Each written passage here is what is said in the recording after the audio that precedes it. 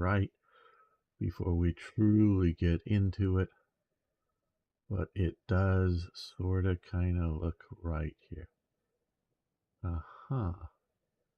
Anybody out there? I know Arno said first or something a long time ago, but people will be showing up in a little bit. Likely, hopefully. And not.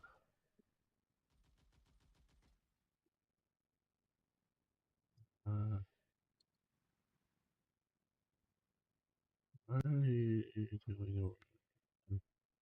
Trying to check out there. That's yeah. Okay, that's good. Now we're Rumble is weird, really weird. They need to get going better with their live stuff. They need to get going better with everything.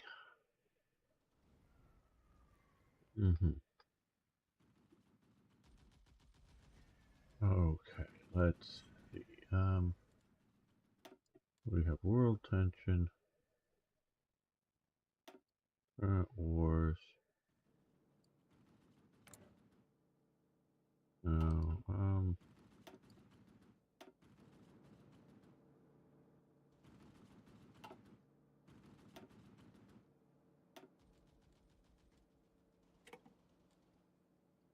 that's not what I want. No.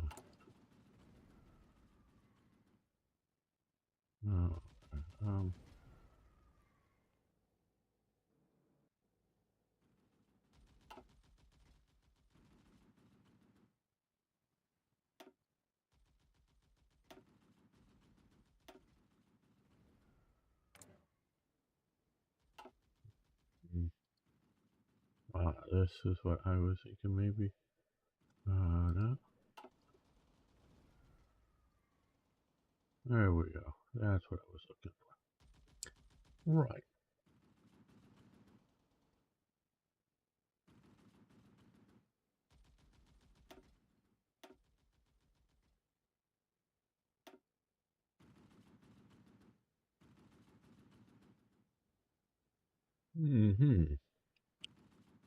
Yes.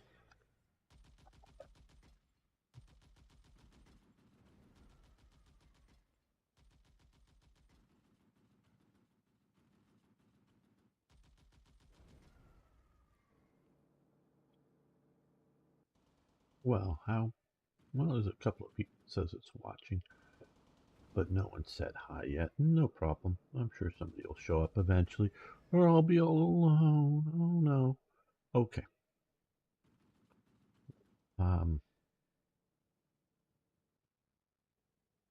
Right.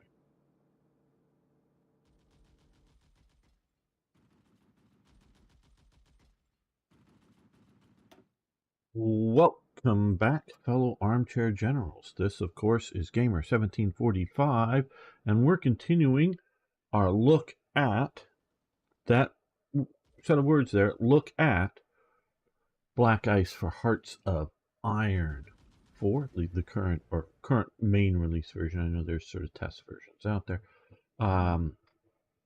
And I'm still evaluating this mod if I really want to dig deep in and becoming a routine and good play, and learning how to play it well. Because it is getting into the realm of a total conversion of the base game, just sort of using the engine and whatnot. Little less maybe than that as a complete thing, but it's getting in there. So, still taking a look at that. Had a request, sorry, forget who, but hey, I remembered your request, to have a look at the casualties. Now, this was asked, we were much further back at time because we, I think like 3 or 4 episodes at that time I had made before, that I hadn't yet released when I was asked about wanting to do the casualties, and he was anticipating that the Allies were inflicting a lot more casualties on us than we were on them.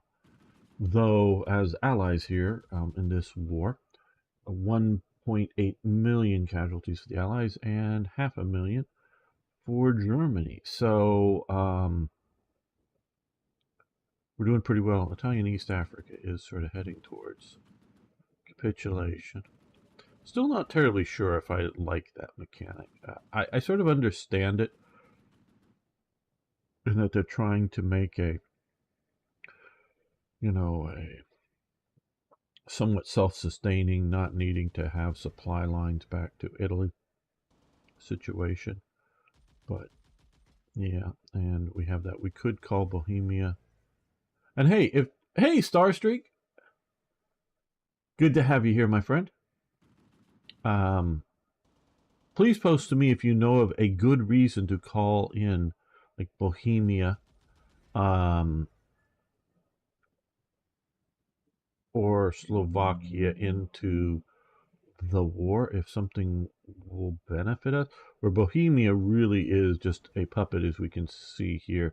They're just flipping us some industry. Slovakia is also a puppet. We also see the Finnish-Soviet War and the Sino-Japanese War.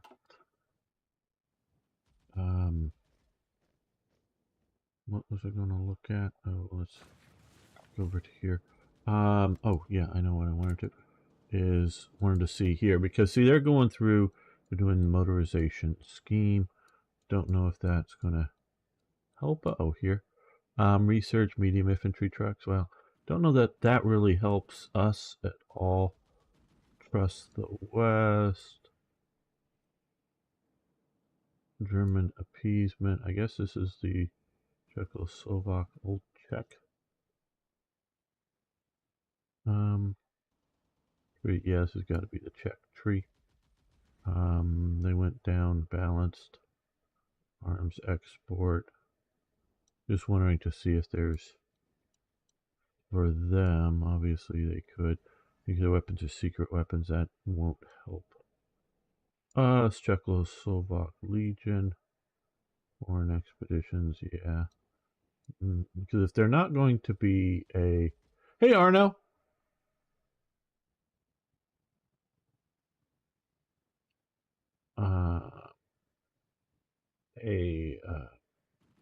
Military power. So this is...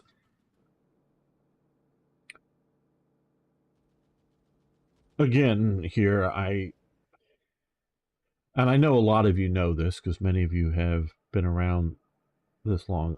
I developed a mod, and it's a pretty deep mod for Black Ice Hearts of Iron 3. It was sort of based off of it, but theoretically it would have to have a lot of work, but it would sort of work with anything. And hello, Arno, over on YouTube.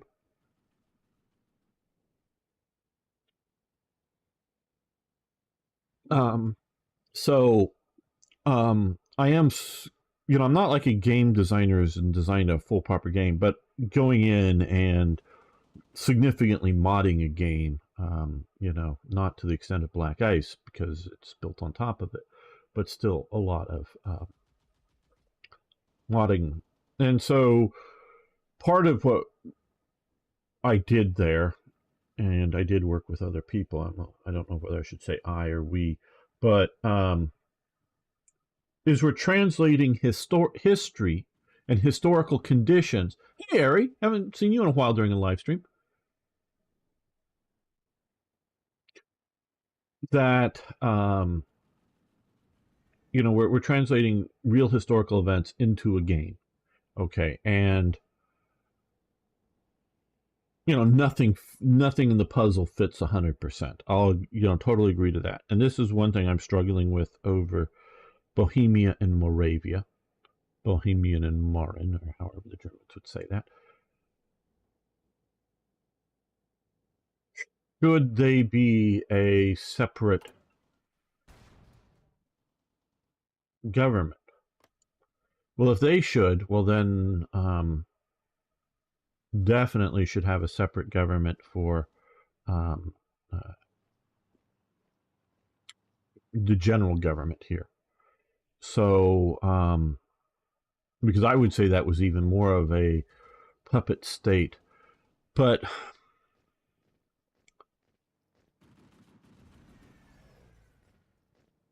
and everything I look at, sure, there are a few protest situations there, um, and there is the Prague uprising. You know what, in 1945. Okay, so you get something. It's sort of like, hey, through um, much of World War II, nothing, just no resistance activity in Denmark, to the point that Occupy Denmark signs, and I don't know how much pressure versus how much they just wanted to do it for various reasons, either brownie points with their occupiers or actually felt this way, but they joined the Anti-Comintern Pact, or the re-up of the Anti-Comintern Pact, because it's sort of broken. Wasn't I here last week? Maybe, Ari. Maybe I forget things. Could be. I'm just not used, not used to you seeing being live. Especially, I'm thinking, of course, Sundays, which play more War Thunder or something. But Germany breaks the Anti-Comintern Pact when signing the Ribbentrop-Molotov Pact. They re-up the Anti-Comintern Pact. Turkey signs on but doesn't join the war.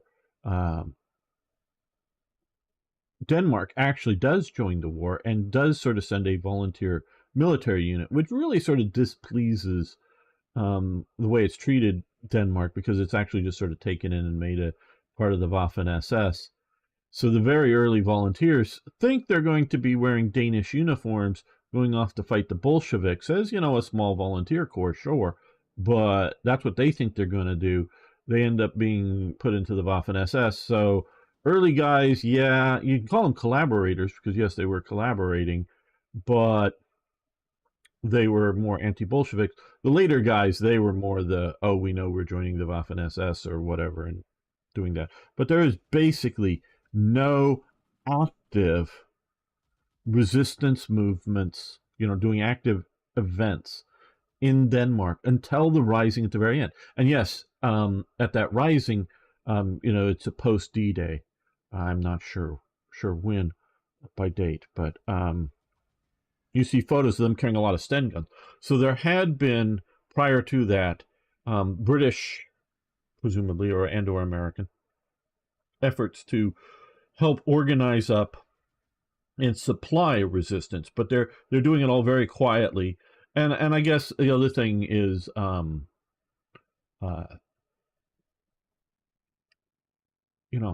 and I'm having, how far back do I step on some of these things?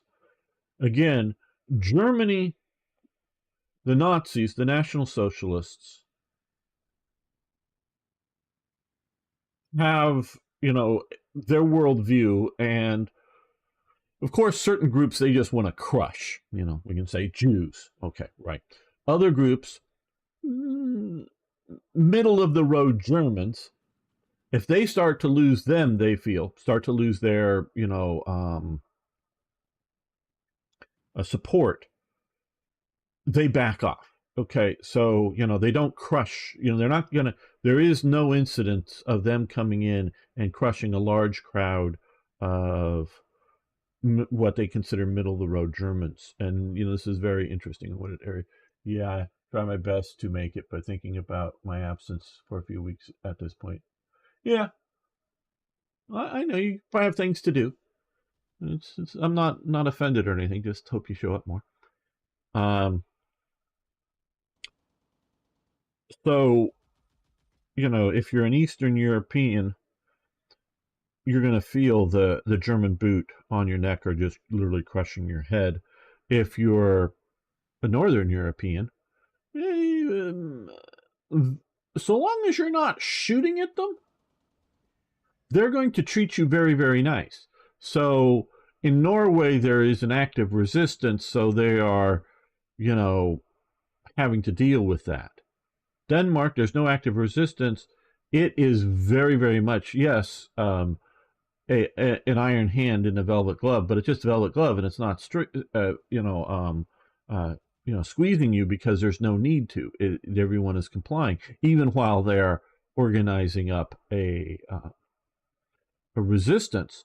And we can see this, that I forget who, but there's some, he's probably worth remembering, um, some officer in the SS, not the Waffen SS, in the SS, who's part of the occupation force in um, Denmark.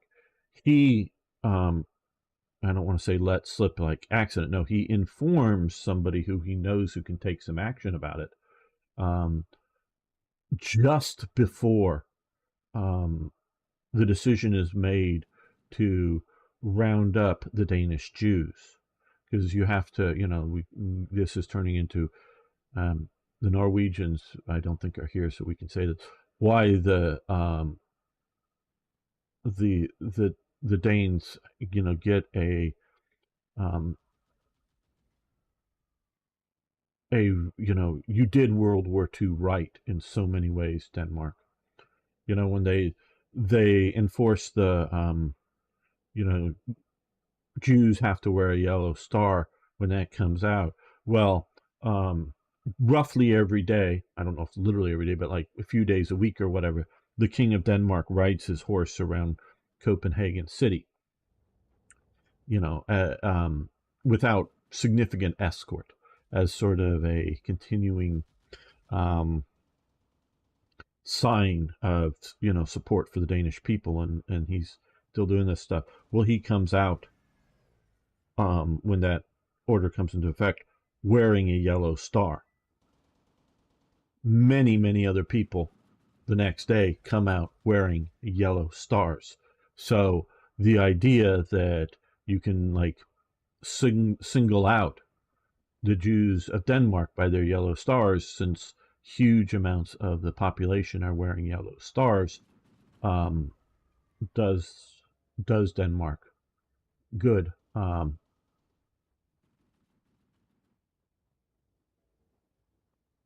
What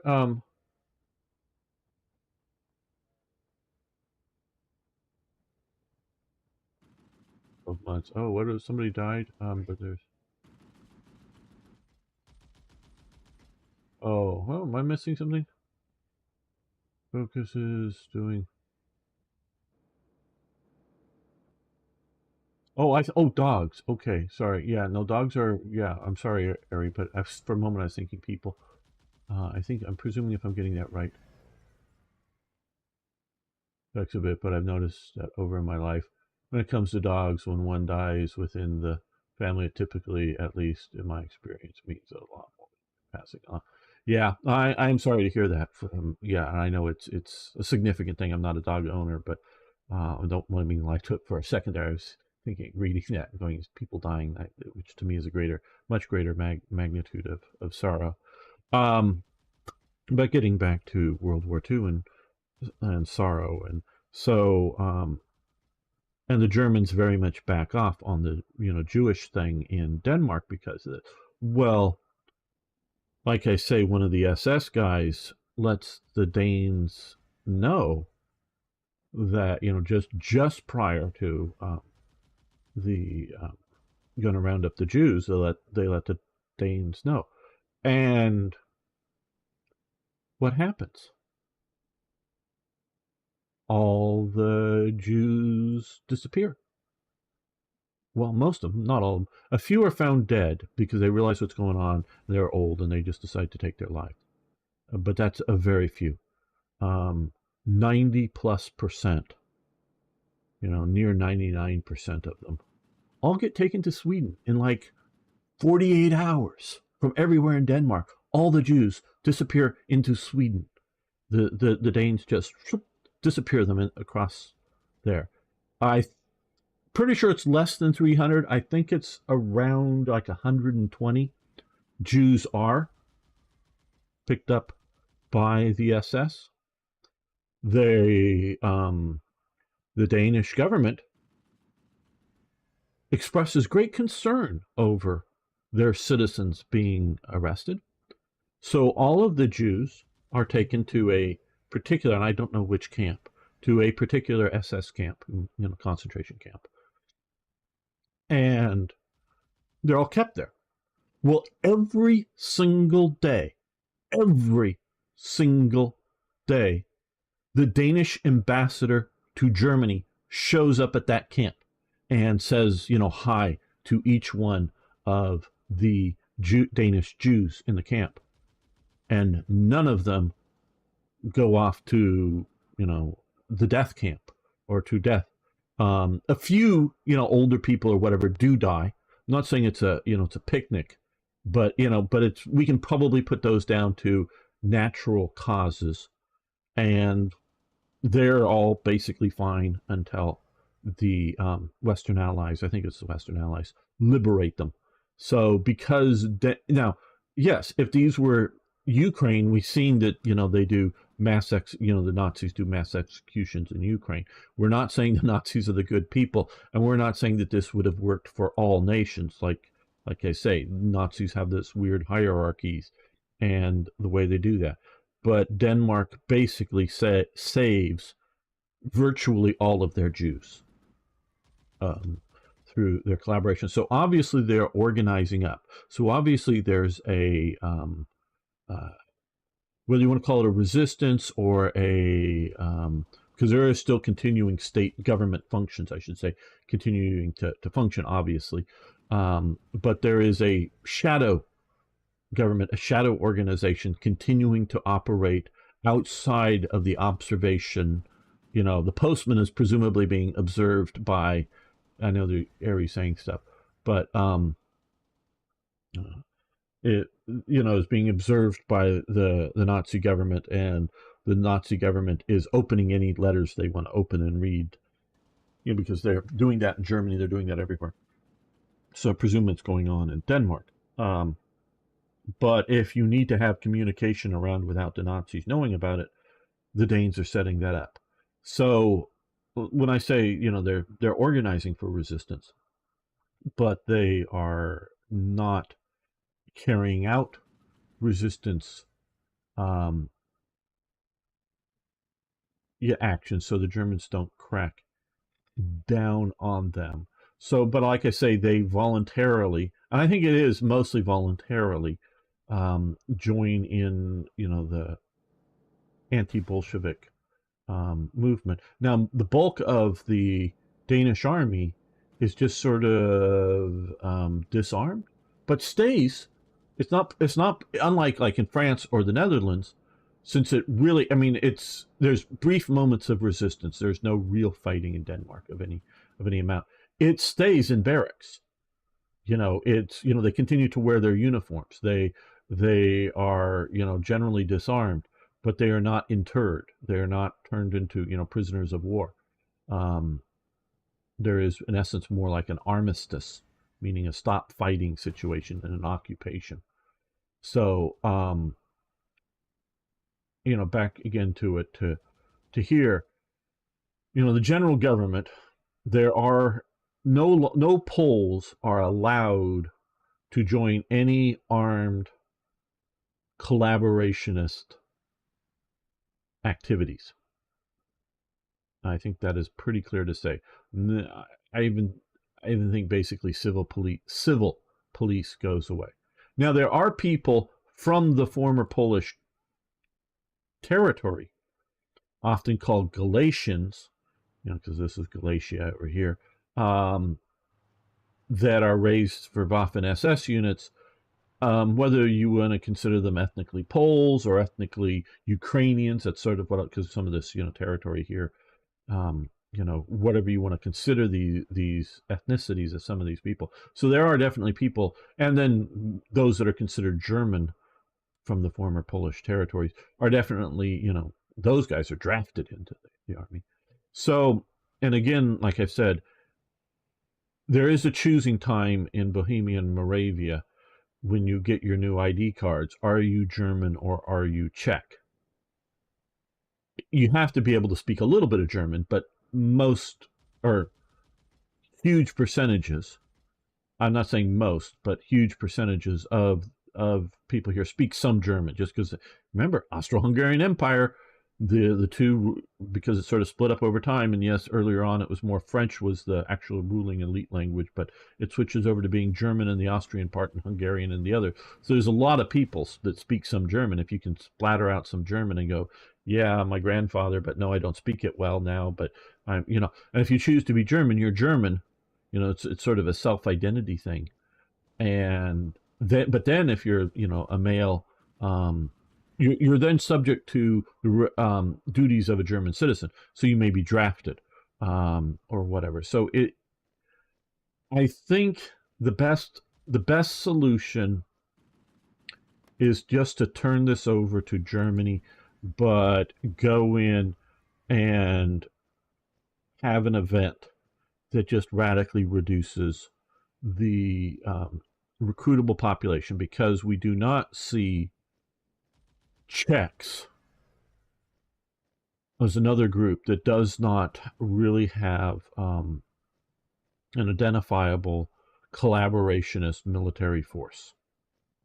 So, and again, until that last uprising, you know, in the latter days of it, which the Germans put down, um, the Prague uprising, you do not have or significant active resistance. You have the what is it, two guys that are parachuted in that kill Reinhard Heydrich, and then they go off and sort of they figure out that they had help in some little town, and then they go in and kill the town and raze it to the ground. And I believe that town is still left as ruins to what the Germans did.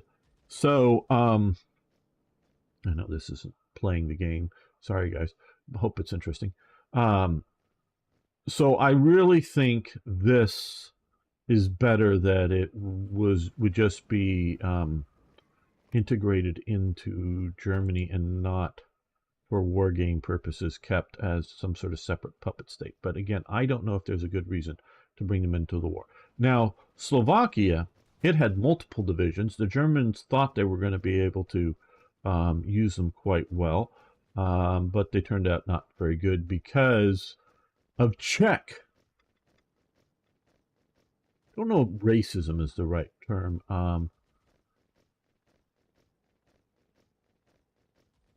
Czech,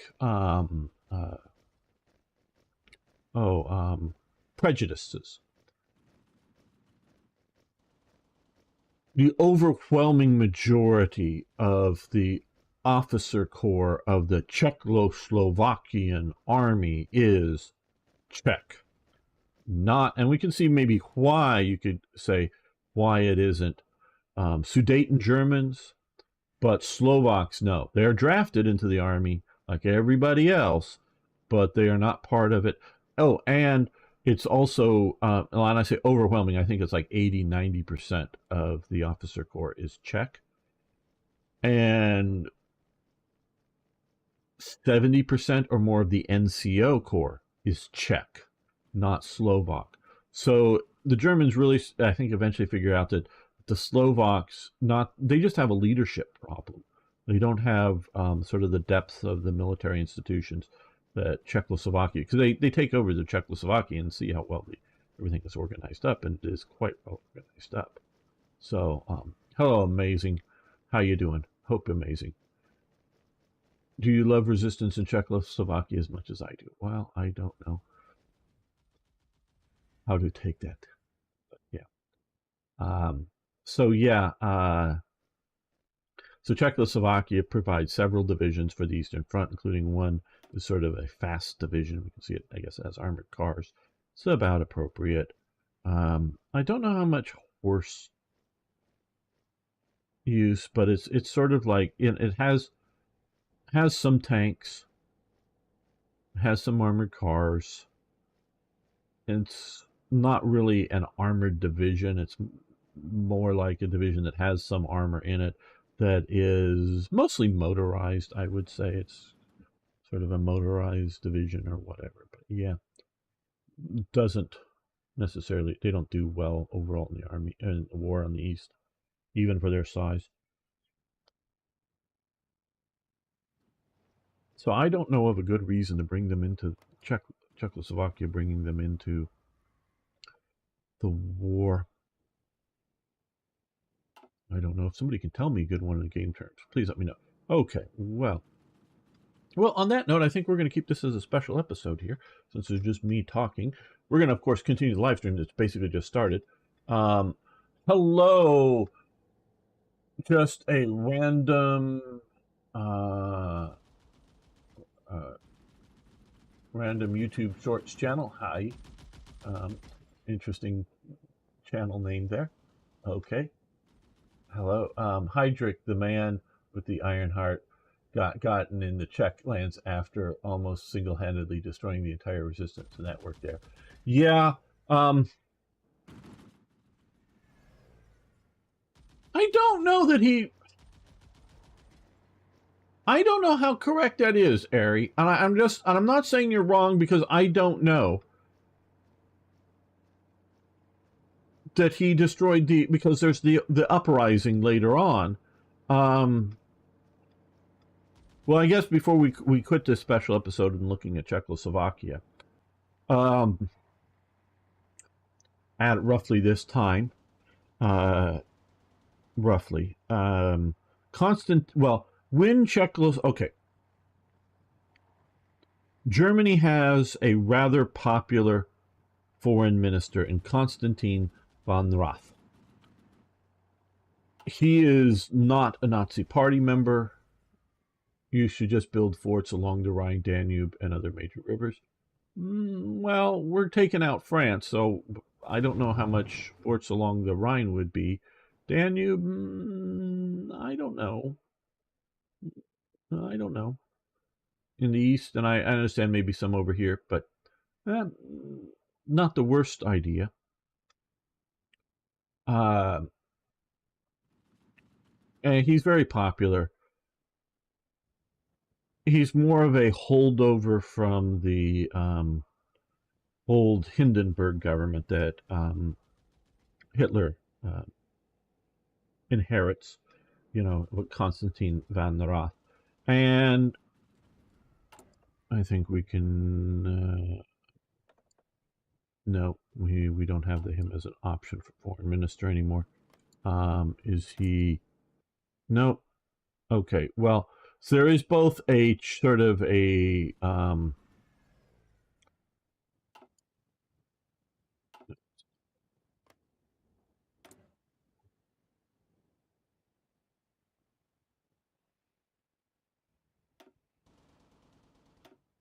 where is the one that would show me their ministers? Well, I don't know. But, and he gets squeezed out by Ribbentrop for foreign minister. Ribbentrop had been the Nazi party foreign minister, not the government foreign minister, and then the ambassador to London, and then comes into being foreign minister for the state. Von Rath leaves. Von Rath is put in charge of Bohemian Moravia, partially because of what is thought to be that he's, again, popular by with foreign governments. So he is seen as putting maybe a good guy in Czechoslovakia, ruling over the Czech lands. And at first, they're really trying to smooth in Czechoslovakia into the German Reich. But as time goes on and as the war is continuing, he is seen as being too weak on the Czechs, too forgiving, not a they do want something of a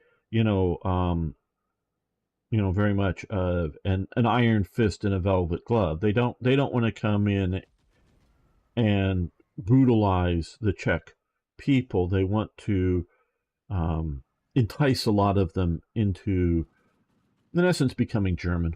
Learn German, become German, whatever. But von Rath is thought to be too soft on him. So Reinhard Heydrich is sent down to Bohemia and Moravia to become von Rath's deputy, which he's not. He's now, in essence, the ruler. Von Neurath stays the guy in charge of it, but he is no longer in charge of anything. He just has the title basically, and a lot of the people, a lot of which had already been operating the Sudeten SS elements, Conrad Henlein and what is it, Karl Hermann Frank? I think I got that name right. He is very much an SS guy. He is the Iron Fist in Czechoslovakia, a Sudeten German, who of course speaks Czech and reads Czech. Executed by the Czechs at the end of the war after the trial for a lot of war crimes.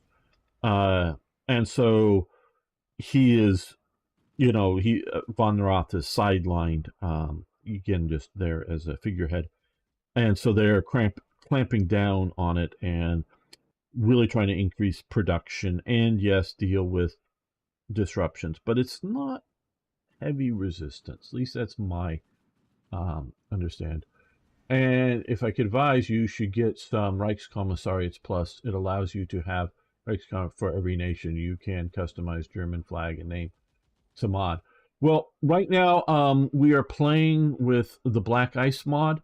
I don't know if that's a sub-mod to Black Ice, but we may form some Reichskommissariats once we go east and get things set up.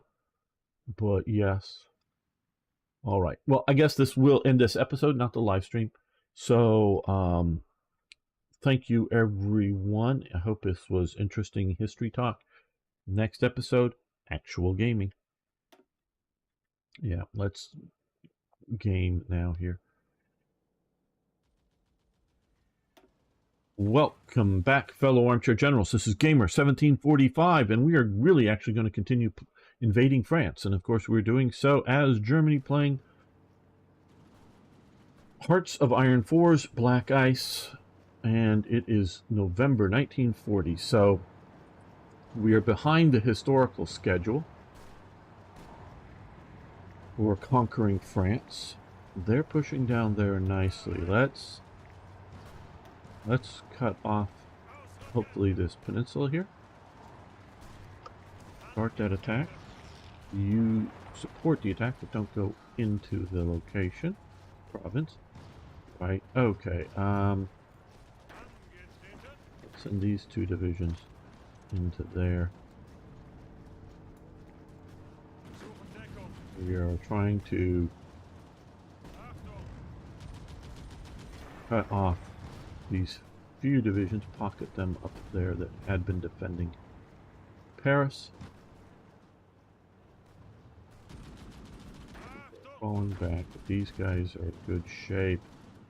Armored division there. They're being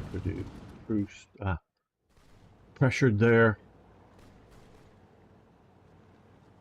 Okay. You also join the push to Dijon.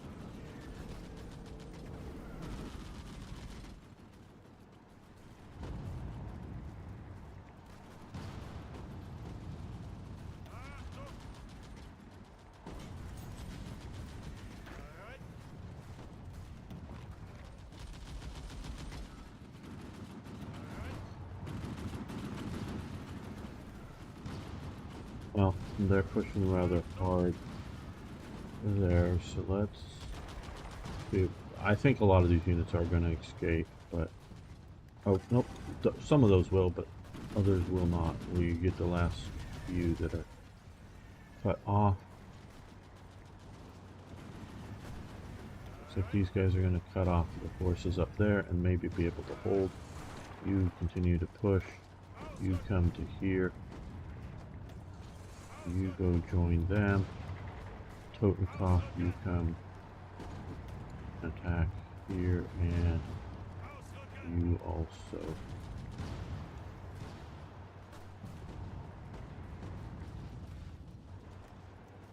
okay, very quickly advancing.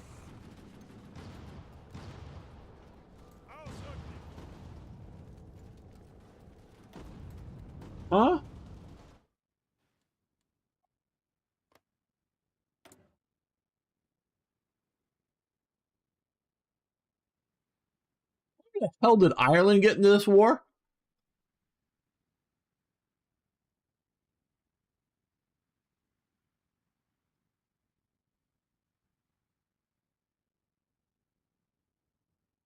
I just noticed the Irish flag down here. How the hell did Ireland get into this war? What are you guys doing, Black Ice?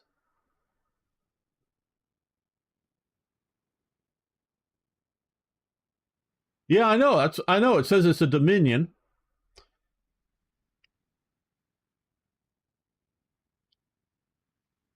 I mean, Ireland.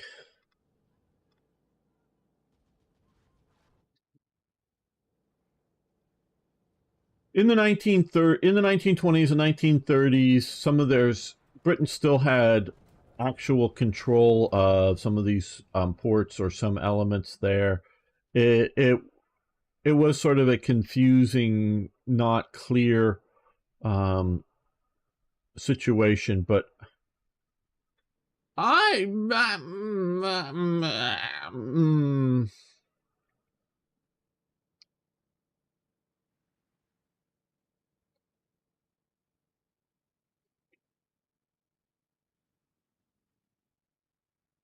Ireland is one of the few governments that, when they hear of the death of Adolf Hitler, sends condolences to the German ambassador in Dublin. So now there are lots and lots of Irish that go volunteer and join the war, in British units, not just the Northern Irish. Lots and lots of Southern Irish who probably would be very willing to fight the British again if they were to try to take over the rest of Ireland, but somewhere between being young adventurous men slash just want to get in on the action slash anti-Nazis, anti-fascists, whatever, do go join the British Army and Irish units, and not just Irish units of either Catholic or Protestant nature in Northern Ireland, but just go join.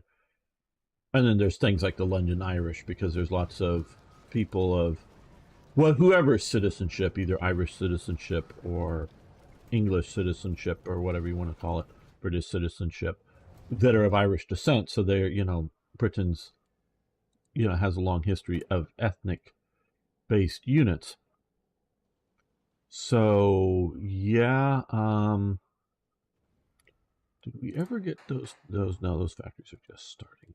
Okay, so I don't want to increase my production of fighters, even though I need more desperately, just because we don't have enough factories for them appropriately. Well, what do we need? So I don't know. Fighting Irish, yes, Star Streak. They released the Black and Tans early, I see. Yes, hello, Turnlow. Yeah, I could use more artillery, heavy and medium. So garrison equipment, not just mostly obviously garrisoning things. For garrison or units to garrison occupied territories. Oh, hey, yeah. Folk did a bit of a post about what I should change in. Well, maybe folk will show up. Who knows? Help me change my production. But I think what we'll do is just increase artillery here. I think we can do that painlessly, meaning I think we may need some tungsten along with steel. We have enough steel. I think it's going to be up here. Yes, medium artillery. Let's increase that by 1.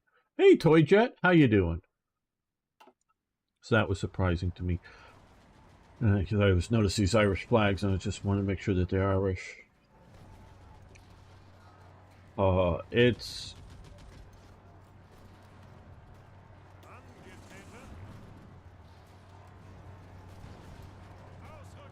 you. I'm going to go. It's not a. It's a thing, in my opinion. You've got to really sort of somehow war game out that the Irish would join the war. I'm good. About to try out new. Well, cool. Hopefully you like it. Well, I'm doing great. I'm doing great.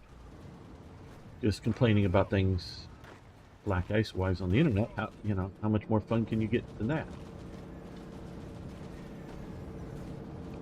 Okay, so they're going to retreat out.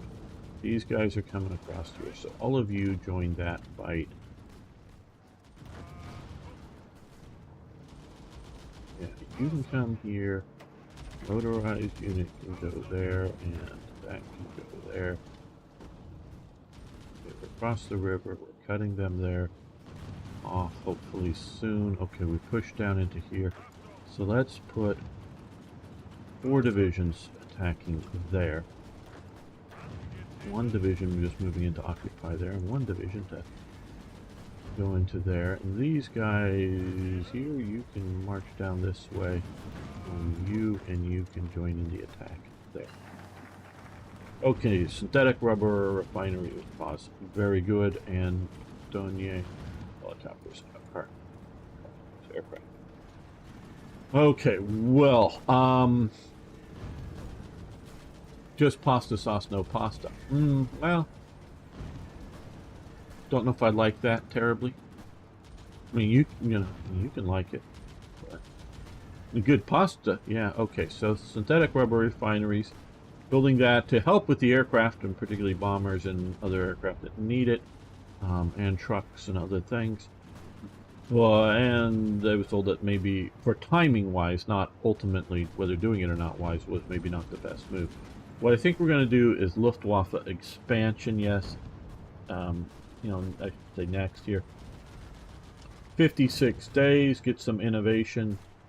Nice, but Lower Austria gets an air assembly plant. And we could use a few of those. So we're going to take that. Okay, so this... And I really do like the idea of these sort of design bureaus, if you will, where to put our aircraft designing guys and what to have them do.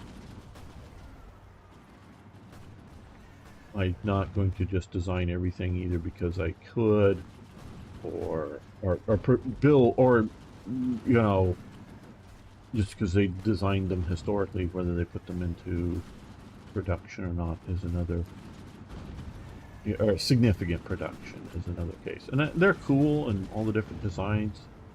I like that kind of stuff. Okay, so basically we're moving into 41. We're getting there nearly.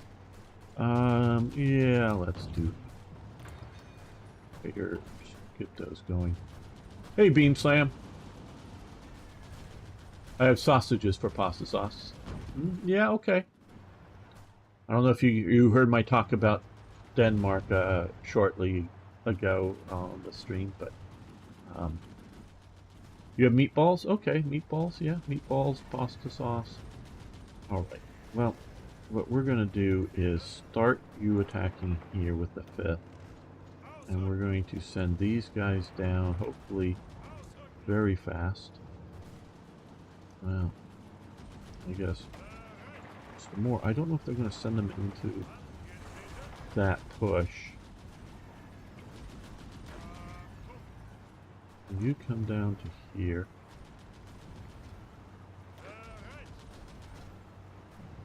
You guys start crossing that river because we got some guys coming that way.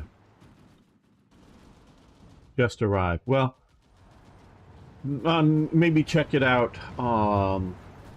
When the episode goes up, it'll be listed as a special episode more about Czechoslovakia, but I did talk about Denmark in World War II.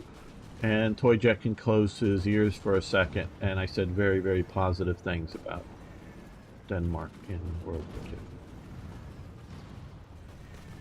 Okay, good. So we are now here. Let's see. You support that.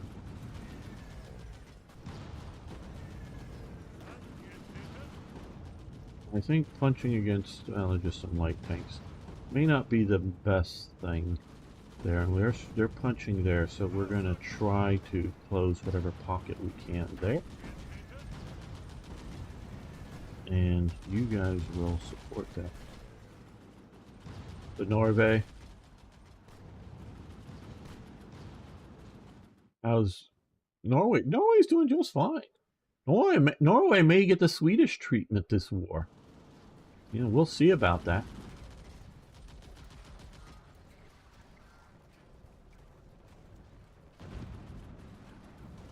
Well, if you want to go back and listen to it, Toy Jet, you might be surprised.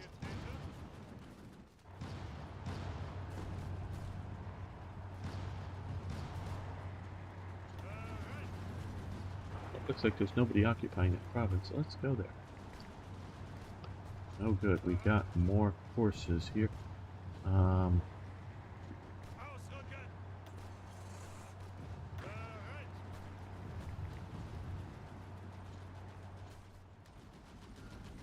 Let's face it, Hoi 4 really has no point in taking Norway for Germany. Yeah, that, you know, there's actually, I just noticed a few hours ago when I was looking around this, because quite honestly, I have not, you know, I'm not an expert on black ice currently at all, but you know, I am, at least of the older versions on Hearts of Iron 3, I would call myself an expert. But looking down here, that you can either do Operation Tannenbaum and take over Switzerland, or come in a treaty with Switzerland. So I'm not exactly sure what this German-Swiss trade agreement will give you the effect here. But here, if you get down here, you get, because we're having stability, well, it's going up slightly here, and it's, again, Heinrich Himmler gives way negative stability that I don't think he should. I think the SS was a stabilizing factor on the whole.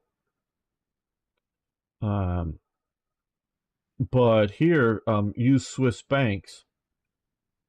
Stability up 5%, gain Swiss banks, which daily political power and consumer good factories reduce. So if you get down far enough into here, you can have a benefit for not invading Switzerland. Where in a lot of games, it just, Switzerland just sits there like a lump and doesn't. Factories. Oh, factory. Yeah, well, I don't know in the game how many factories there are or not, and the question really comes down to, and you know, why invade? Now, there's reasons why Germany invades. France and Britain were, you know, sort of kind of getting ready to invade themselves. Looks like the Soviets aren't doing too well. They might lose Leningrad soon. But you know, whether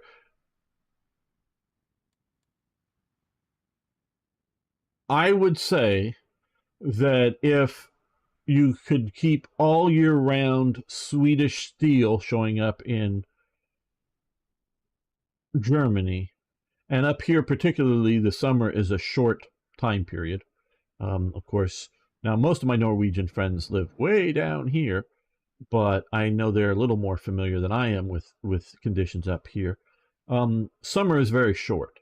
Now, they can work all year round on mining and steel manufacturing, but transporting it across here, I guess the snow, even if you try to clear the snow levels, you know, clear the railways, it's just going to snow again in a few days. It just makes it functionally impossible to move the iron from wherever up in here in Sweden down to the coast, and that may even these ports, because I know, like, you know, back in the 18th century, ships would get frozen in here, wooden ships, and this was just literally, I don't know how far out into it, but miles or kilometers to you Europeans would just be frozen over, like with 6 or 8 feet thick of ice in and around, at that time, St. Petersburg in the 18th century. Now, it was colder in the 18th century than it is in the 20th century, and I don't know if that affects this. So I'm presuming that this very well could be things like that happening. It could even be that the trains sort of kind of run, but it's the port that's frozen up and there isn't enough trains or whatever to get it down to here. So had the Germans thought that they would get year-round Swedish steel coming down, Swedish iron coming down, they might not have invaded because, yeah, and realize also, Derringer Brigade was unstable for. Why even bringing that up, Ari? I mean, they're just out of control uh, bandits. But what's the point of bringing this up? Yes, I they're just a criminal unit. I don't know. We're not even talking about them.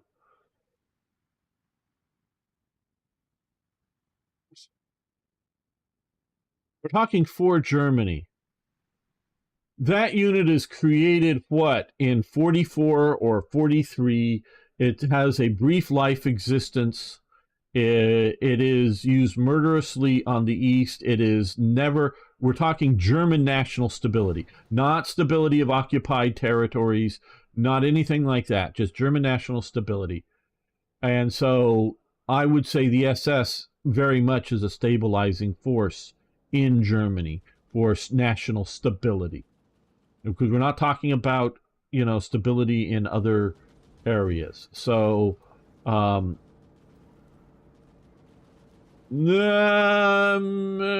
don't think so. I don't know what you're looking at there, Ari. And I would also say that nobody in Germany knew what was going on with them. I'm not saying some intel people or whoever. I'm talking the populace, the public. So yeah, and they weren't rampaging around in 1940. So, and I don't think any of the I think very few of the members of that unit qualified for SS membership. They were a penal battalion run by the SS, is how I would describe them. And I've read a bit about them, but it's probably 20 plus years ago since I really read about them. So I'm sure I'm getting some details wrong, but I don't think they were founded at least as the organization that I know of, and not just what that guy. And I think you have the Derwanger. Okay, how far France is from surrendering? Well, we can take a look at that in a moment. But okay, where was I? Yes, hello, Arno over on Rumble and Kick. I'm alive over there. Okay, man. Oh, Norway. When the decision to invade Norway is taken, the German army, the German military high command, I should say, not just the army, is very unsure about the idea, and we'll get to Arno's surrendering, about the idea of defeating France, because they failed to defeat France, in World War I. So they're seeing the Norwegian coast as a ability to get out past British blockades, because especially the Kriegsmarine can't, in World War I. I'm not saying if the high seas fleet sailed out here couldn't somehow sneak past the British fleet coming out from Scapa Flow to intercept it and break out into the Atlantic. But then what? It's coal-based. It needs lots of refueling. I don't know the legs or how long, the German fleet is designed to be at sea. How much food they carry, how much coal they have on board. I know they're not set up for underway refueling. So once they go out here, they gotta find a place that'll let them refuel. So but they still feel trapped. Where if you're looking, and even then, they are putting out U-boats that do get around, but having U-boat bases here seems like a good idea. a lot of that honestly goes away once France collapses, and you can just have your U-boat bases out here. And yeah, okay, it does sort of kind of help to surround Britain by going out from Norway here and whatnot. And once you take out France, is Norway really going to stand up to the idea that no, Germany, you can't. We're going to stop shipping steel through to you, because I am sure the Norwegian government would give in on that point and force the British to not, effectively intercept or whatever shipments along the coast down into Germany. And especially when Britain is on its own, I think they would not want to force Norway into the position which would allow not for a German occupation of Norway, which would maybe too unacceptable to Norway, but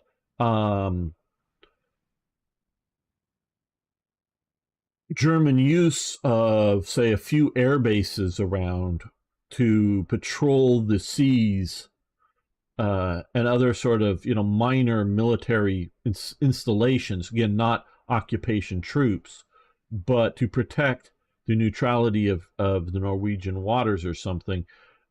That once Germany pushes down into here, so I don't know.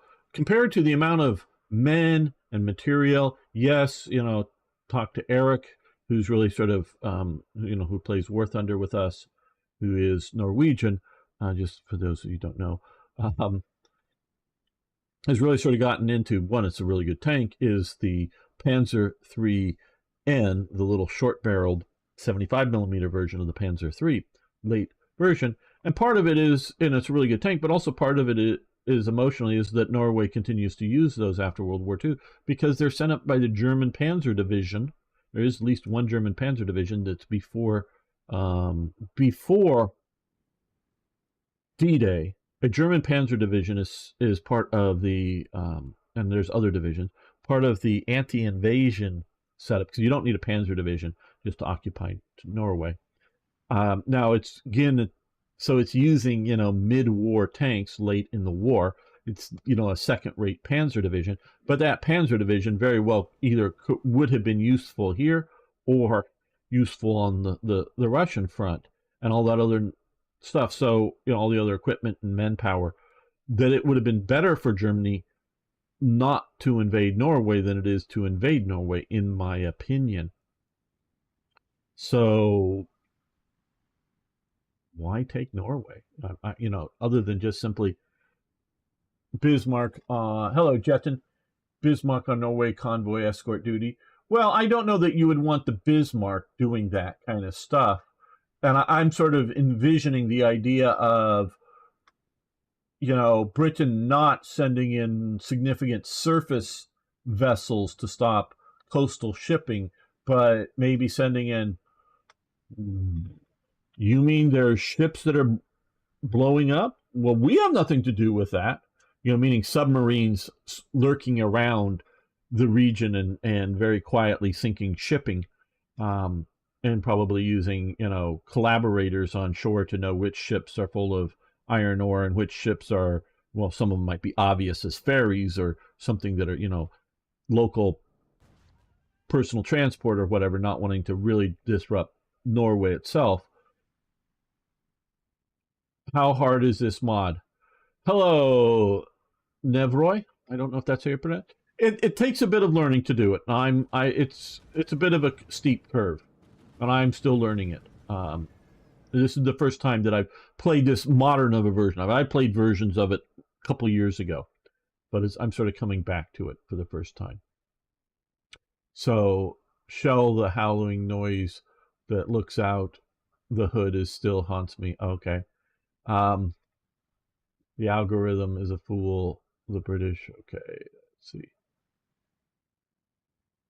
Didn't they invade Norway for heavy water? No. Hello. Haven't seen you here before. Ferocis Asgard. Hope I'm getting that right. No, that I in 1940, I don't think heavy water in the nuclear program is on any decision maker's mind. I'm not saying there weren't scientists working on things. What I'm saying is the decision makers weren't thinking about that in 1940. So nickel was the primary reason, if memory serves. Well, what it was is, in my opinion, is because we really don't know. That's just, my God, people, there is so much we don't know. And I say we because I've read books and articles that by people that should have been able to look into it if it was out there and published. Swedish steel from a few mines up here, then, and it's refined and it's turned into steel up here, is incredibly good. And I guess they just mined enough of it out before anyone, post World War II, that anyone really got in to look at what it was made up of. It is thought to maybe have tungsten or maybe nickel or something in it naturally, to be an alloy naturally that makes it very hard. And so in this game, and I will say, and it wasn't just me, but it was several people talking about with the developers here, what it should be. So there is appreciably no tungsten in Sweden. They have tungsten in this mod. They have tungsten in the base game. Because we, and again, it's not just me, but I was part of the discussion group, and we collectively all agreed that from everything, and again, multiple people reading stuff over the years contributing to this, including, I forget who, one guy was doing a really good at coming up with, and I helped him a little bit too, coming up with locations and of various resources, where chromium was being actively mined, not where we know about it today, but where they knew about it back then and actively going after it then. And so really digging into to the resources. They really tried to do with the with trying to do the resources well. They really tried. They outsourced some of it to a few people that really did the digging. And I just contributed a few things here and there. Yeah, I'm tooting my own horn. But so I sort of know the decision. So it was decided that this steel is the same type of steel that you would get if you take tungsten and mix it with, iron-based steel. I mean, steel is iron and basically, coal gotten together to make like machine tool cutting parts. The drill bits, whatever like that, or other hardened, like for gun barrels or the gun barrel lining on like large artillery pieces and other things that you would normally need to get tungsten to add in to create the tungsten steel alloy, that this steel basically functions there. And so this tungsten, this steel really isn't here naturally. It's just the steel that comes from here makes up for not having tungsten. And again, from the reading that I just, and some of the other people pointed out, some of the articles, they really don't have like good samples of the original to go in and see what it really was an alloy of that made this steel. And it's all the main veins of it, I guess, are all played out up here. So this is shall we call it a tungsten substitute on a national basis, what you need very hard steels for. This steel comes, as opposed to what I call junk steel. like the rebar steel in all of the bunkers. You don't care about the quality of that steel. You just want some sort of steel. You know, trigger guards and butt plates on rifles. You don't care about the quality of steel. You care about the quality of steel on a rifle for its barrel. You care about like for the springs in the gun. You know, that needs to be certain qualities of steel. But just mass produced steel, it doesn't really, you know, quality doesn't matter that much for a lot of functional purposes. And so yeah, some really high end, really specific needs does need tungsten and not this, but sort of on a substitution base for, and we're looking at mass economies, not particular niche uses. This works for a substitute. So that is what Germany wanted to get, and what they were worried about Britain cutting off. And Britain was considering cutting off again after considering invading Norway to help out Finland in the Winter War earlier. So I would argue, like I think it is better for Germany not to invade Sweden, because Sweden as a, I don't know, and it may vary, and there's definitely elements within, significant elements within Sweden, not enough to really like taking over, but significant elements that are pro-Germany, pro-fascist or pro-Nazi. They exist. But so whether it's a friendly neutral or just a true neutral in the idea, you know, if Britain showed up and wanted to load up a bunch of steel or something, we'd sell to them too, but they can't, so we're selling to Germany. You know, if Norway sort of had that basic setup, I think it's so much better for Germany not to, and that includes invade Denmark. You just don't need to. Once you get this coast of France here, it's just a not need to, and it'd probably be better for it. Iron from Kruna during winter and air and naval bases, absolutely. So that's much more reason there. Shiny silver tanks, yes, cool, Jet, and yet. When is the earliest you make Tiger tanks? I don't know, Arno. And you wanted to see, because we were talking about France and surrendering here.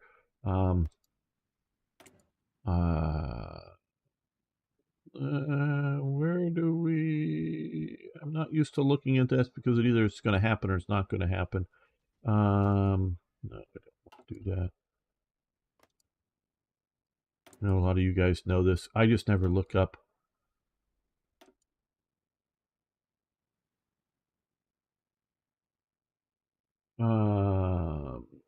Generally stuff was made to last long time in winter and wartime production. They build an expected lifetime for equipment. Yeah. Well, the Germans, I would say, built as if it was peacetime. They're looking at, they want to have a tank functional for 20 years, 30 years, instead of just getting grinded. The mod is, I don't know how difficult it is to play, but it's a bit difficult to learn. Hello. Edrau, I'm probably butchering that, but it takes a bit. Example, ME pre-war production did not hold a match longer than wartime model. Did not hold much longer than wartime models. Yeah, I know. They got used up very fast just because combat losses. I don't know. I mean, if Arno, if you can tell me where the surrender production or progress for France is, I'll gladly look it up. But I don't know where it is. I normally don't just care. I just gonna defeat them.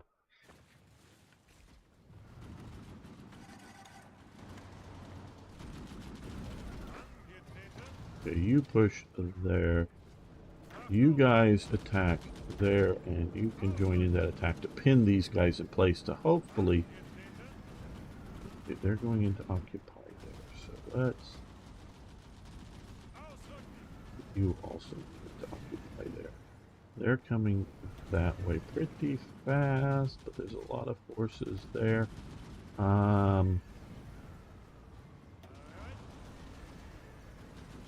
Okay. You guys and you guys back there. We're not going to let them be too... Okay, we've made it into here. Let's go down to Nantes. Cut all of this off. I know they still have supply via the port, but no longer supply across land or the ability to retreat across land. Okay, well, no longer being pushed. You guys march out to Cherbourg. Looking at the Soviet-made tanks built during the war, it looks like they were put together with shovels. Oh, you think they're that sophisticated? Man, yeah. No.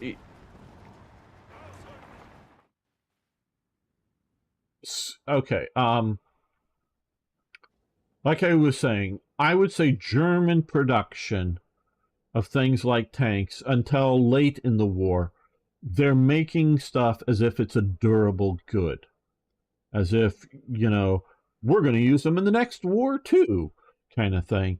And they're not necessarily lasting that long. I'm just saying that that's how they're being made. You're very right, Beam Slam, that Soviet production was crude and mostly effective as being its basis. The Soviets really liked American tanks, but not for combat. They used them in combat some, but they loved American tanks. And because American tanks were, and the British were also impressed with how long you could run a tank. They literally like take one American tank or a small group of them and start driving it around Britain and keep driving it around Britain and keep driving it around Britain before it finally breaks down, because they run out of they it's not like in circle. It's like they're driving this tank to see how long it just driving usage, and without doing any significant repair or maintenance, just drive it until it breaks. And where a British tank, you could drive it from here to here and it's going to break, and then you got to repair it, and then it's going to break by the time you get to Hull, and you got to repair it, and then by the time you get up to Newcastle, it's going to somewhere in there it's going to break again, and you got to repair it. If you don't constantly do the maintenance on it, just simply drive it, and you can drive it over to here, might make it down there, but by the time you get to Liverpool, it's going to break again. That's how the British tanks literally are operating throughout the whole war. They need constant maintenance. They are mechanically unreliable, I would say. However effective they are in combat, they're mechanically unreliable. The Soviets are just about as bad or worse in reliability. But the American tanks, like I say, the British just can't believe it. They're just driving this one tank all over, and it won't fall apart on them or break, or won't, like when they get in the morning to start up, it'll just start up and go, and the engine will run, the tracks will move, and the tank will roll forward. A Sherman, I think it was, that they were doing and for testing purposes. And so the British are, you can't build anything like this. This is impossible. I mean, because they literally think it's sort of like impossible, and the Americans are like, what? This is how we make things. The Soviets love it too, just for that aspect, is that they use, particularly Shermans, but they use them as training tanks to train up the units, because they can use them for a long time, and they can train up the tank units, whether brigade, battalions or divisions or whatever, and then re-equip them and do a quick, how to use this particular vehicle, because it's only going to be used for a very short time in combat. And they think and they're probably right, the Soviet T-34s and whatnot are better for combat on the Eastern Front. They're going to better protection, maybe a better gun, going to do better with them than the Shermans. Now they also get a bunch of British tanks, and they don't like them because they break down all the time, and they don't have big enough guns and not enough armor. So they're not terribly happy with the British tanks that they get, but they are happy with the Americans. Hello, ZZ. How you doing? Much rough surfaces compared to the Germans' rolled armor. Absolutely. Expected lifespan of T-34 was in weeks. Absolutely, Beam Slam. Now, and you're right. Okay. I guess time for another rant. I know I said we're going to play more, and we already have played some, and we will continue this. But years ago, I had an opportunity, so I bought it. I have a Walther PP. That stands for Police Pistole. You, of course, have all heard here. I'm presuming maybe even you already know what I'm talking about, but of a Walther PPK, James Bond's gun, right? Which now is only, I think, made by Inner Arms here in America or something. But I have a Walther PP. That was the standard version. PPK means Police Pistole Kurz, and all it is a shortened down, made smaller version of the gun. Otherwise, it's the same gun. I have one, made by Walther. So it's a neat little gun, and it was made, I think, late 1944, or second half of 44. I think it's been years since looked it up. And a couple of things are really interesting about this pistol. Bond and the gun that killed Hitler. Yes. One I don't understand, one aspect. One I do understand. The first we're going to go into is not why the rant, but I do understand. And it is sort of going to what Beam Slam is saying here. It's called in what collectors call straw finish. And it's in good shape. I mean, it's in very nice shape. And it's sort of late in the war, they were, it's what we would generally call a bluing process. You also sort of have browning processes, but bluing process type thing. But the process leaves it as sort of a russet color instead of blue. But it's that type of a finish onto the metal. But part of the reason, and it's sort of like russet, so that's part of the reason for the straw. But it is, there's a lot of machining tool marks. Now, they're all sort of nice and going in the same way, but no Walther pistol would have left the factory looking like this in 1930 something. Anytime during 1930.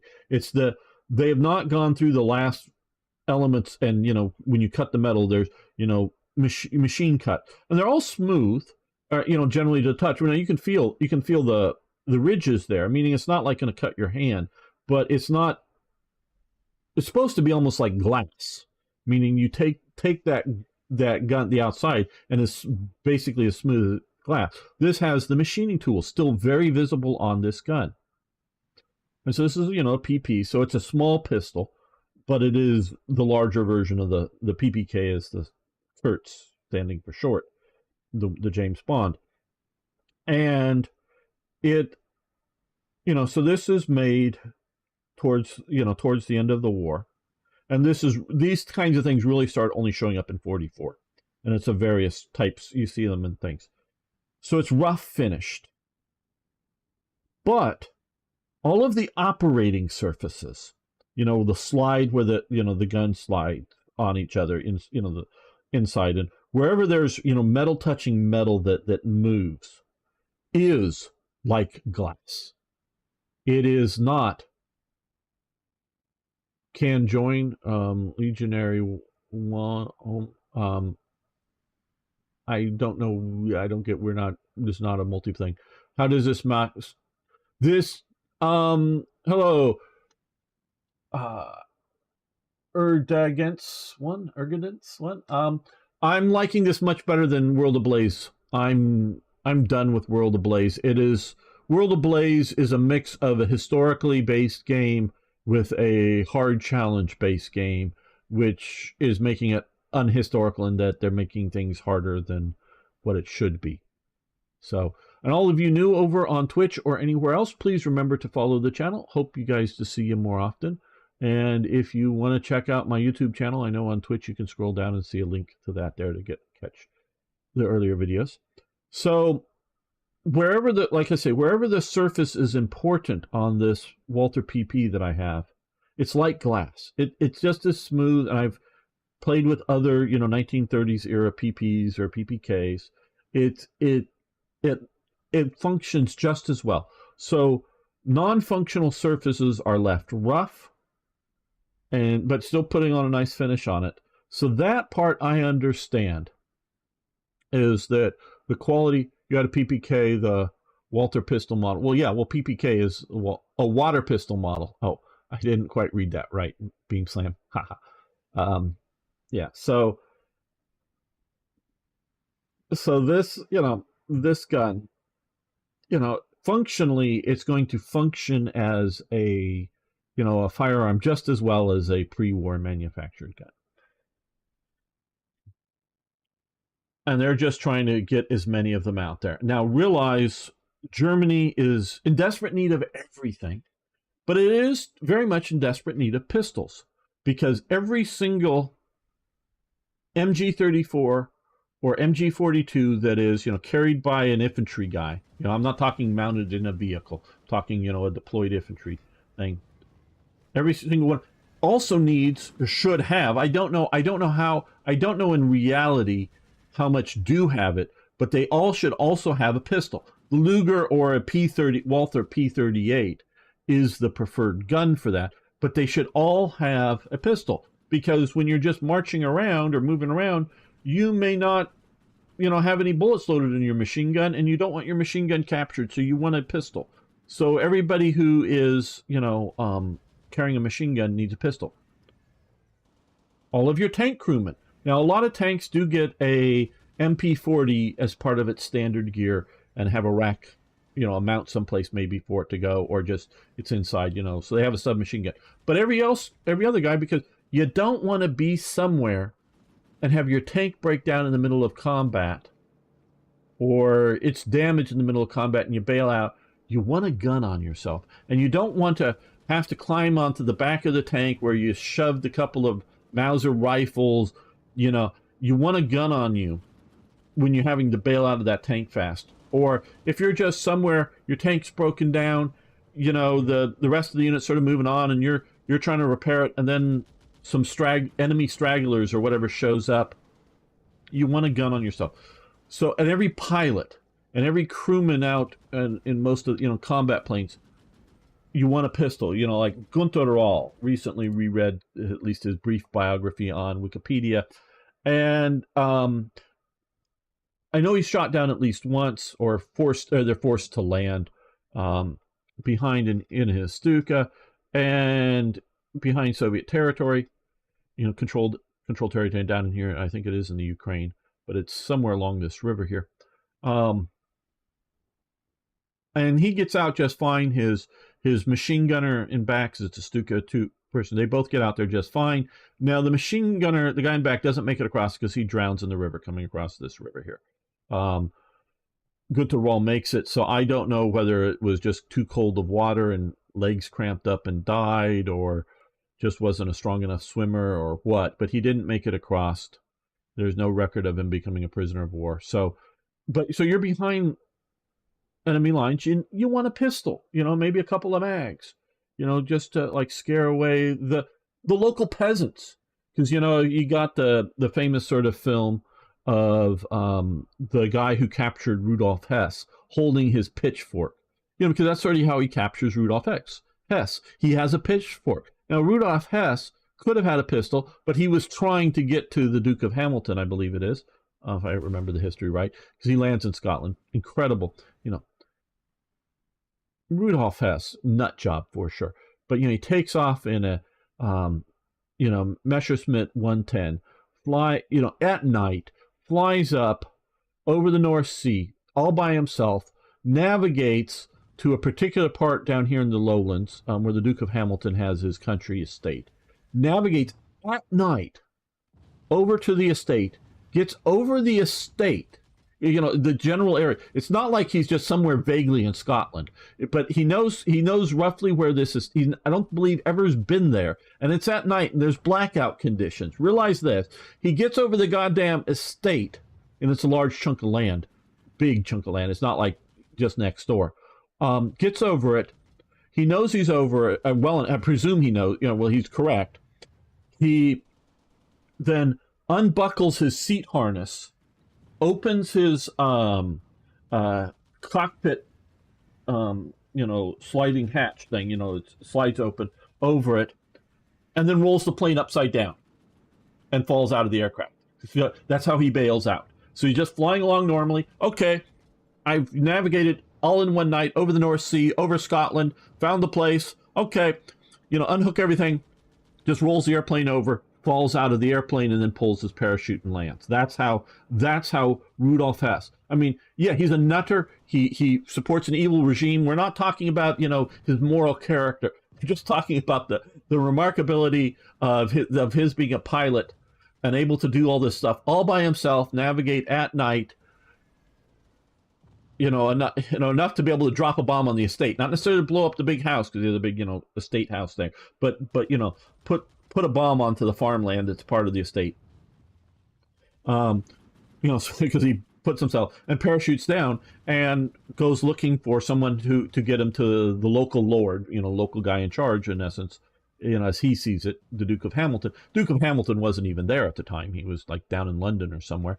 But that's Rudolf Hess getting out. And of course, so he's giving up to some of the locals who they think may hide him to get him, because he believes that there's this, use the term British fifth column. And of course, these Scottish peasants are going to be loyal to their duke, their lord, and not to the overall British state. And again, how deranged he is, or just uninformed.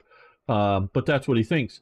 So you want a pistol on you. So Germany needs, plus in all of these, we've talked about all the, bad things that the Nazis are doing and occupying you. So you need huge amounts of pistols. I know we're still on a pistol here. So understand that they're just trying to crank out as many possible pistols as they can.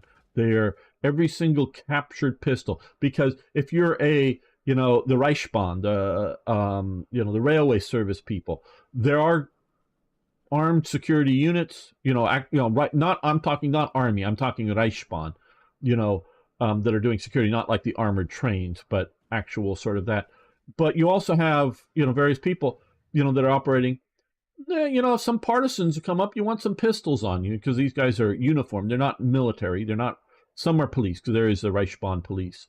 But you want pistols for these. So you want pistols for all kinds of things.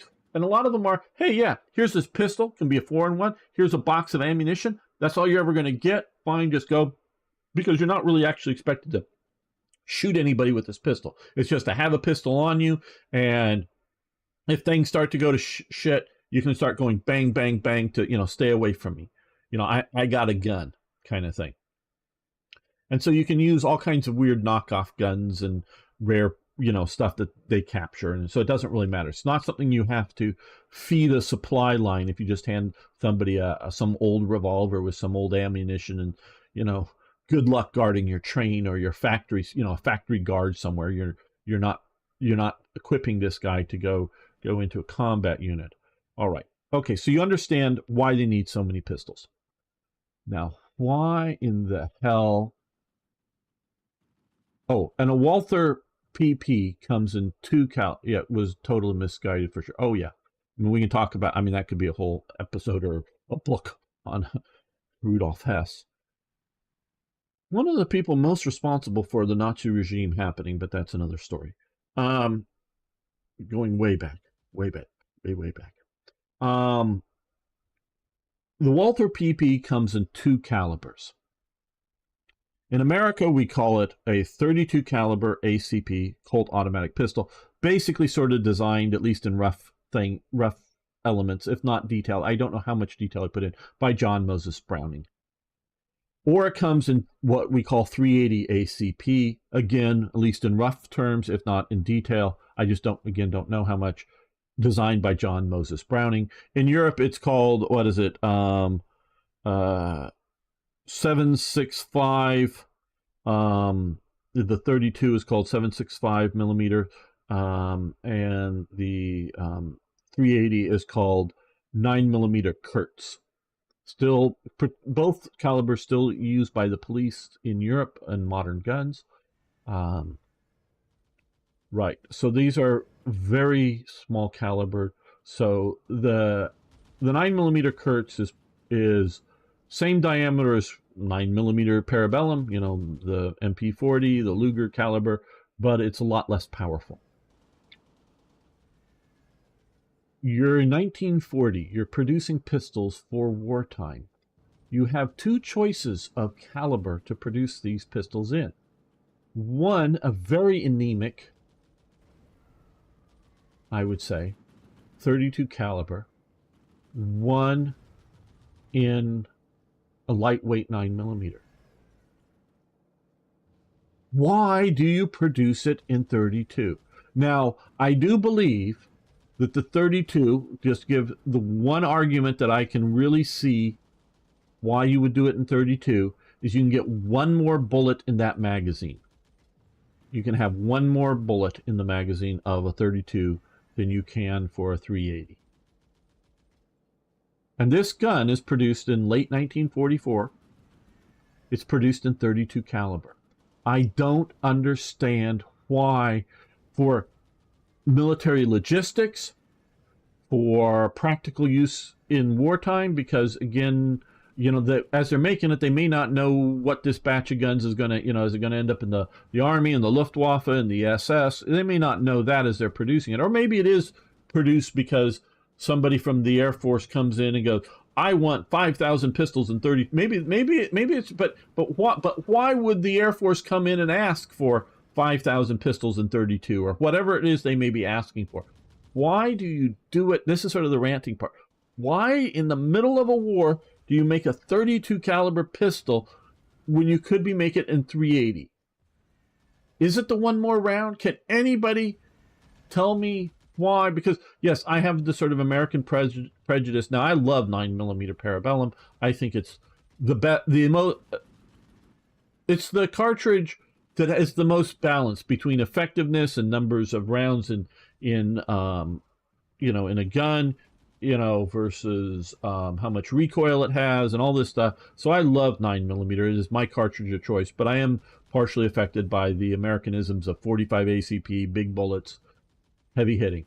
So I may be prejudiced that way, but I know we have a bunch of Europeans here. Why in the hell would you make it in 32 in the middle of the war? Who is asking for these pistols? Oh, and it is Waffen-Amt stamped. I don't know if that determines what branch of service it went into, because Waffen-Amt just means it's in the, you know, taken over by the armed forces and not a police or SS thing. It's taken over by the armed forces. So why do you make it in 32 caliber? What is the thinking there? Can anybody answer that? And again, like I say, the only thing I can come up with is that really sort of does it is one extra bullet in the magazine. But that's presuming you're making this thing to do too much shootouts. We're not going to increase the number of air, so I think we're going to throw in another factory into heavy artillery, because we have the tungsten and we have that ability to do so. So I don't know. One of my sort of interesting little conundrums. Okay, you come down. Oh no, there's a bunch of British there, so you joined that attack. The British have landed and are trying to defend Fairboard. Okay, now you're here, so you rush and overrun these guys. Don't let them have a minute's break. You join that rush. You join the assault out the Cherbourg. You come down because you're just a motorized infantry regiment trying to occupy them. Hey ZZ, yeah, France is still fighting November 40. I have not done great in this invasion here. No, let's...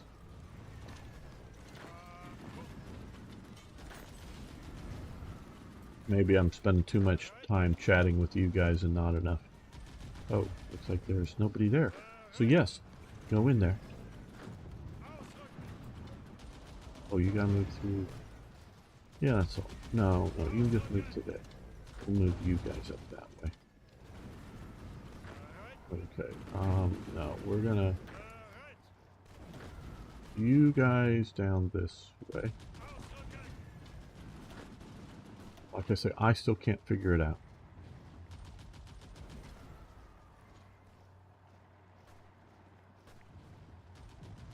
Yep, we have Paris. I'm going to leave one division in Paris while moving the rest forward. We jumped across... I don't know. What is this, the Rhone? Sorry, I don't know. Okay, yeah, we're going to hit them where they ain't, opposed to where they are here. And you can support that attack. That's a good reason why not to support. And, oh good, you're going to support there. These guys are going to move down into there. I know they have supply issues. Okay, we are finding now some British forces here, so we don't want to stretch ourselves too thin. And I think okay, new radar, good. Improved diesel engines, fine. Okay, what are these? Now, these guys here. Stop. Put you on trains. We're going to send you out that way, because we may need reinforcements there. Hey, Singh! Good to have you here. I hope you're doing even better than you were before. I don't know if you did the invasion bad as much as the mod giving more fighting spirit to France than they had historically. Well, I would say generally the AI fights harder than real French, because Paris was declared an open city. They weren't going to fight for it. Every Hearts of Iron game I've ever played basically turns Paris into a Stalingrad or something of a battle for it. No problem. Oh, I hope everybody's good in your family. Hope it was just something you guys could take care of. I wish you all the best. So that now, one thing you did mention, ZZ, the invasion. The complaint, and I like. And I have good things to say about Hearts of Iron, or Black Ice for Hearts of Iron 4. I really do like it. But I do have complaints. There is a national focus that's called Around Maginot. I didn't read it carefully, and maybe if I read it carefully, it would have changed things. But I didn't read it carefully. I started Around Maginot. I thought that when the national focus was done, it was going to give me a decision, probably en masse, because that's the way I would do it, but whether it's en masse or one at a time, to declare war on the Low Countries. Well, I wasn't prepared, and I go, oh, you're at war with them. And I had a bunch of forces back here, a bunch of forces back here that I just hadn't moved up to the front because I didn't want to put too much strain sitting on the supply. So the initial invasion was pretty slow and delayed, which allowed, particularly the French, but also the British, to better deal with things than maybe they should have. So, it's partially that's fault, my fault with that, however, because like I say, I didn't necessarily read it well. And look at that. I see the Brits, yeah, Cherbourg, but hey, it's at least not an armored corps in Belgium. Yeah. Well, I think it's sort of because they have a port here and, a land bridge from the Channel Islands. I don't think I would give it that much of an existence, shall we say. Okay, so we're going to attack here with you supporting.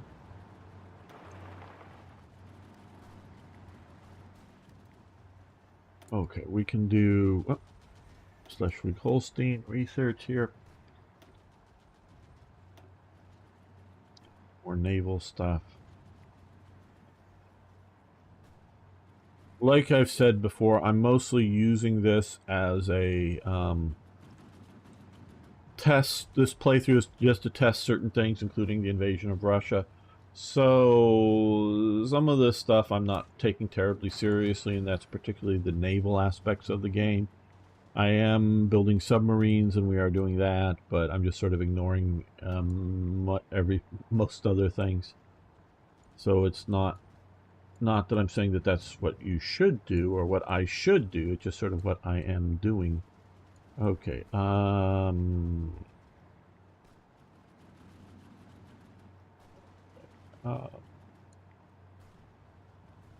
November 30th. Do I want to? Well.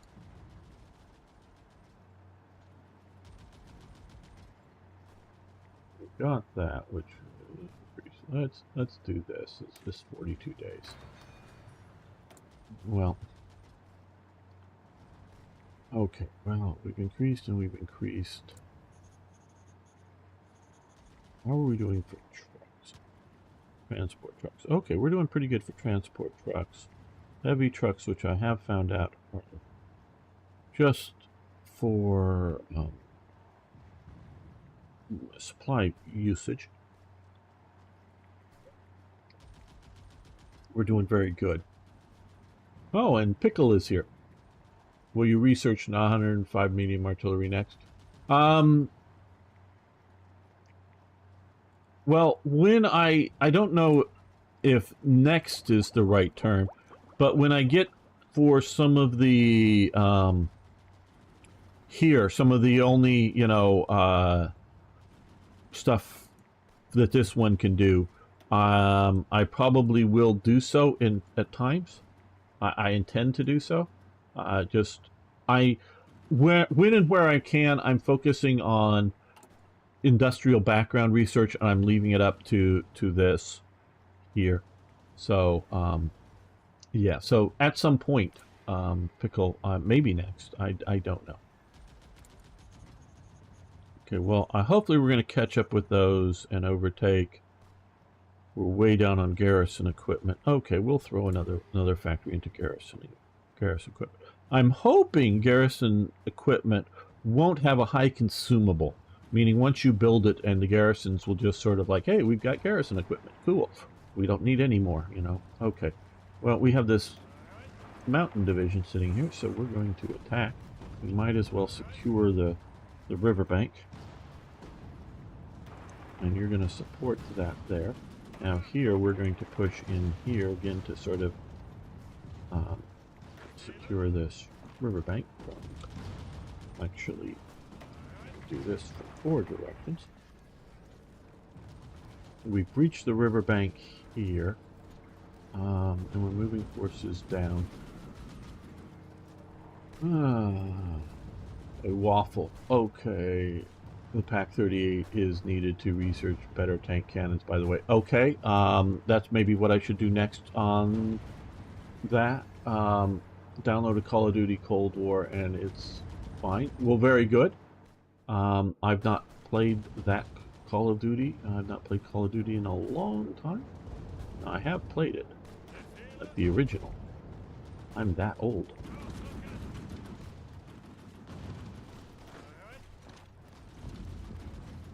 You need to move up.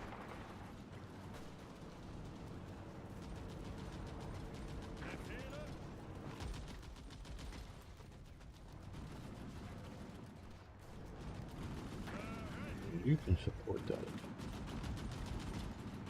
Well, you're not well organized, but well, not organized at all.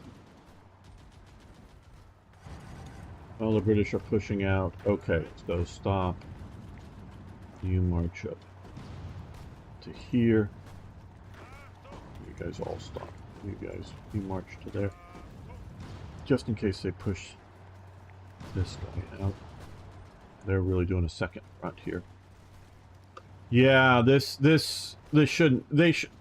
These ports cannot supply. Well, I guess they may be supplying in Cherbourg. I don't know. Yeah. Yeah, Cherbourg maybe, yeah. Okay, well, let's see if we can take out Brest here, actually the main port. Let them push out. Why do I want to let them push out? I don't need enemy in my rear. We're going to send you that way. We're going to send you this way. Encircle them? Yeah, not a bad idea, I guess, encircle. I don't know. We'll see. That may be a little bit more after we actually crush France. So I find mostly with most of these war games, France surviving a lot longer than it did historically. It fights harder. Okay, well, are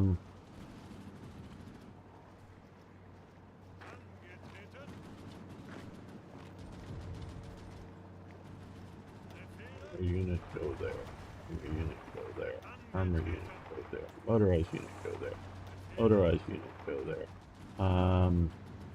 4 divisions go there. The other 2 stay.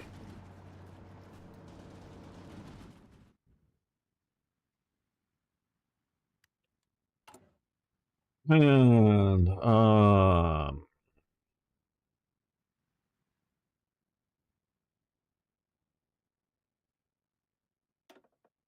we need to get more political power because we do need to expand a draft. Okay.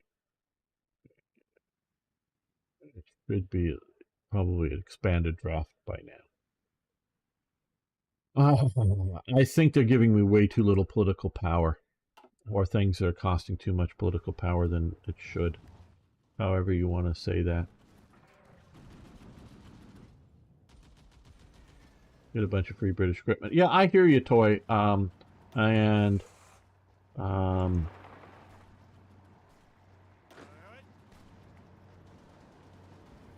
I'm not going to do it just yet, and I'm not saying your strategy isn't a good one.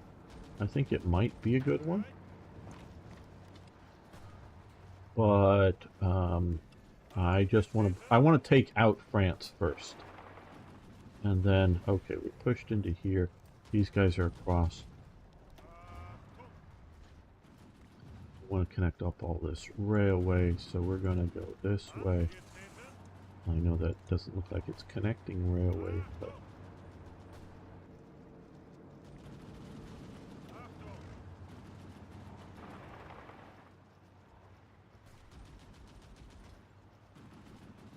what we're doing is here to there,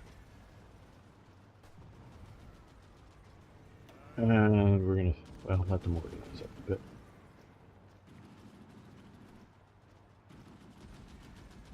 Hello, Dominique. How you doing? A teeny bit. Steel Division 2. Teeny bit.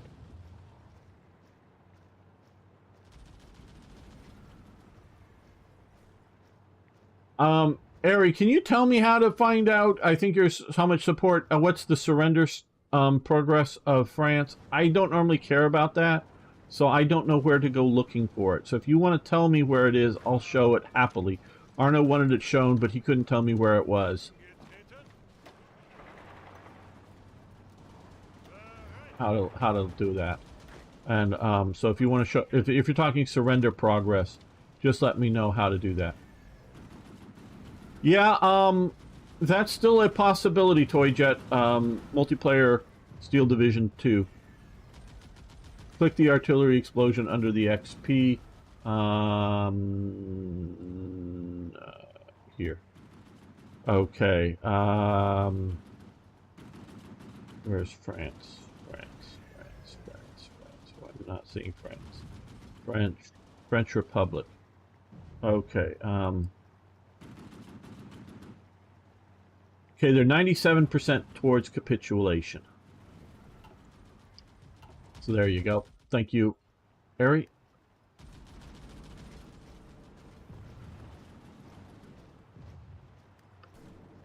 I just normally know, go get objectives, you know, bigger the objective, more points or whatever. So that's what I just sort of care about.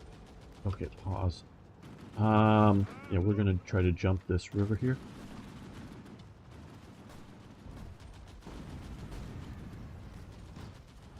Okay, you're pushing there, you're pushing there. You're going to support that attack.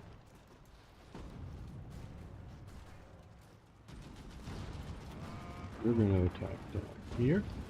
And you're going to support him. Yeah, I wouldn't call myself rusty. I'd just call myself not terribly well up on it.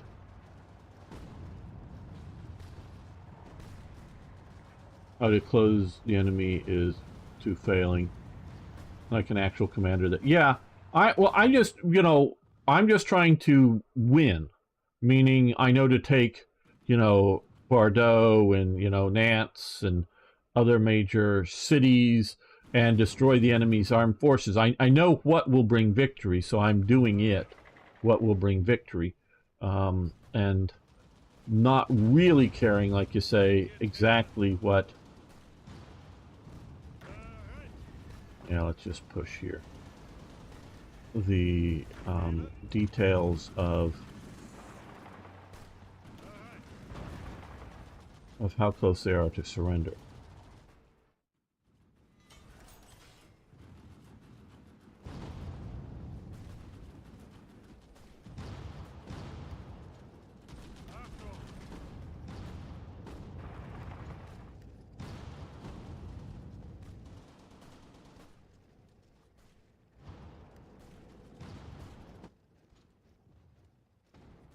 Okay, well, they've been stymied at their push out there. We may let them push out, like Toyjet's saying later. It doesn't sound like a bad idea.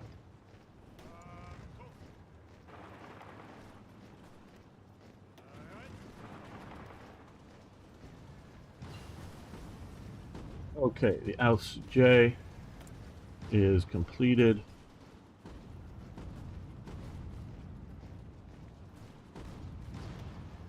Now, okay, we've got some of these things researched that we can. Yeah, you're probably very right that we need to get. Yeah, there's your pack 38 that we need to do that. I guess we could do the chassis now, Arno, but I'm not going to take almost a year to do it, so no.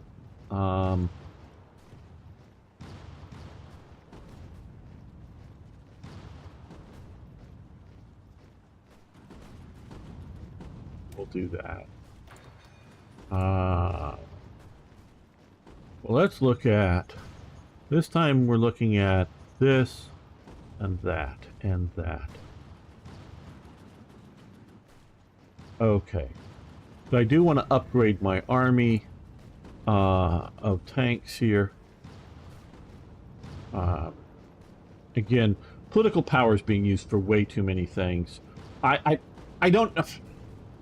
Can somebody explain it to me, whether you're a Black Ice dev or not? What political power does it take to form the 7th Panzer Division? That's what Rommel had for the invasion of France. I know it's probably taking one of these light divisions and turning it into a Panzer Division. I get that. But why does that take political power? I understand that you've moved it into a decision. That's great. But why the political power? Even 5. Why? Because now I should, if we're going to do this, give me 5 political powers a day, you know, or something. Make it balance out. I don't get why this is even a thing that's political power. Now, some of this stuff, you know, I don't know, expanding the West Wall, that might be, or other things here, taking trucks away from civilians. Yeah, they see that as political power. You know, military, well, it's command power there. But war propaganda, yeah, war propaganda is political power. I'm not saying use of political power is wrong, but in all cases, it's just here. And so I want to do a bunch of these things. Got to control certain places and territories and whatnot. That's fine. But I want to I want to either build or upgrade the, you know, to better tanks and chassis and whatnot. So what we're going to do, well, yeah, I also want to do more aircraft, but I am, okay, let's come over here. Do we have another one to click? No, we're not yet to getting some of these models here. Let's just, okay, support battalions. Okay, we've got enough for that. So let's give them an anti-tank special forces battalions. Yeah, why not? We'll finish that off. Yeah, we have some other bombers, but I don't think we're going to switch to that. So let's come back over here. I think this will do. Let's see. France, because Cherbourg still is there. It's probably something like that. You're right, Dominique. It's raining really hard here, and I'm kind of sad for my uncle because he's a farmer, part-time farmer. I think this year's crops will be ruined. Sorry to hear that. Yeah, too much rain can be as big a problem as too little. I wouldn't want to be a farmer. It's a hard job. Be interested in starting a campaign, a few quick battles, and some against some AIs after the stream, so I can learn. Okay, yeah, Ari, you get better with it, and you can help teach me. That's good. I could use some help with that. I know, Ari, you were playing around. What's your favorite division in Steel Division? I've literally, Dominique, just touched the game a little bit. I've not really played the game, so I can't answer that. That's still like an idea of a favorite or some such. Okay, you guys here, you're going to jump across this river, and you're going to support the attack. We're going to move that way just to sort of hold the province to keep it fully collapsing. Okay, now here you're going to move to there. You're going to move to there too. You guys are going to join that push again, and you're going to push in there. So you're coming from two sides.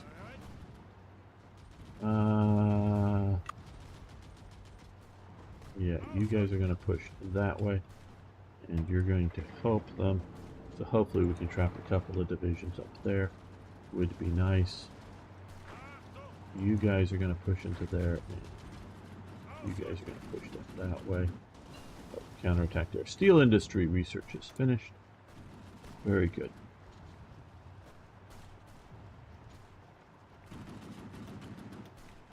Another industrial research capability. We just got steel industry, which is one of these around here. Here, I think. Here. Okay. Tank production capacity per plant +1. Do we see something here that will do similarly? I know we've done that there for assembly plant for aircraft.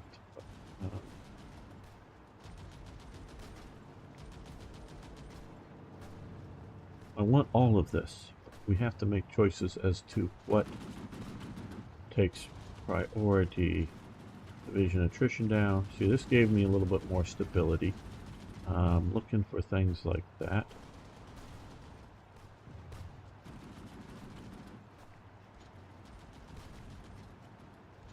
Repairs. Infrastructure works 3. Oh, we haven't done this. So think about that. Political power gain 7% encryption down FM radio. Okay. Now see that I do see how that would be political power gain.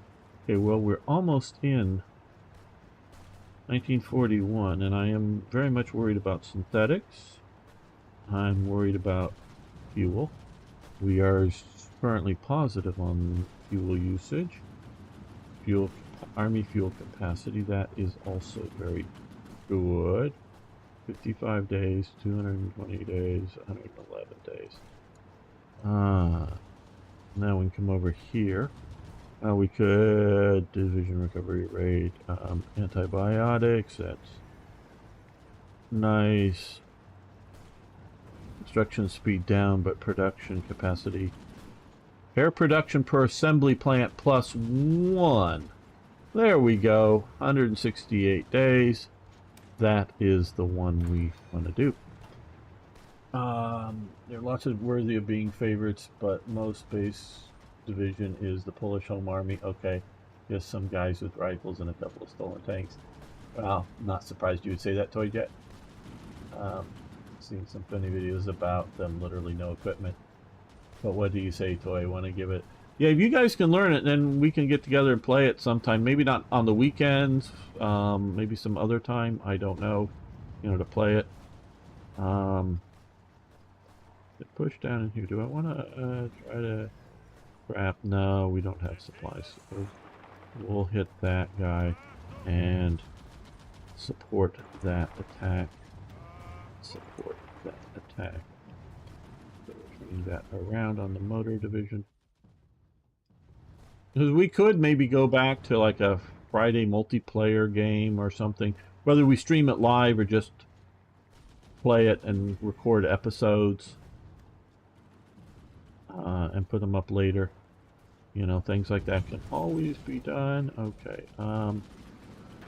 Well, you guys move into there. You start crossing the river there. And let's see. You move down this way. You and I guess you now. I can't click the other one. We'll attack there with your support, because we're doing that to sort of delay them coming into here. Going to take Vichy. Yeah, sure. Cherbourg may be holding them up. I don't know how much victory points this is there, but I would agree that that is a thing, but and I guess we'll just push you out.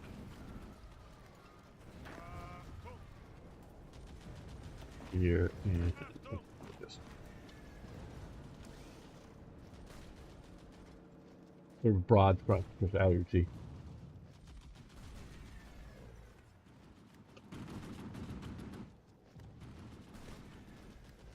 Now we can produce more shipping, right? Because we've revitalized some shipping ports. I'm guessing. I think everything we have is just continue to produce more. Convoys. We have a lot of stockpile and convoys, so I'm not going to add any more to out of rubber there for transport trucks too. Oh shit, how are we so bad on rubber? Siamese Empire. I was imported. Or maybe because they changed governments? I don't think it was called the Siamese Empire. That's probably it. I'm thinking it is. We can always get, if we have to Romania. But so far with this sort of,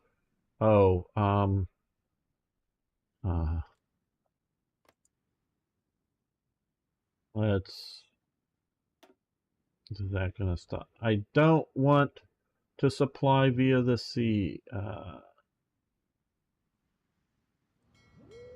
Here, go around. I want to, you know, so far we had been successful in avoiding the submarine or the anti-convoy shipping of the British. So we're going to continue to produce more submarines. I think we're going to stick with the Type 7s. We just have one factory. That's fine. Just start cranking them out. We'll get rubber, get you guys back into production properly there. Hopefully very soon.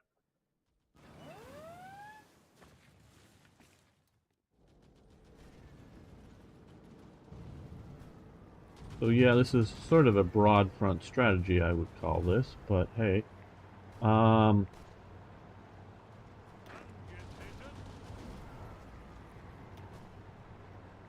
Let's take these 3 divisions and push it this way. It's that armor division. You can support that attack.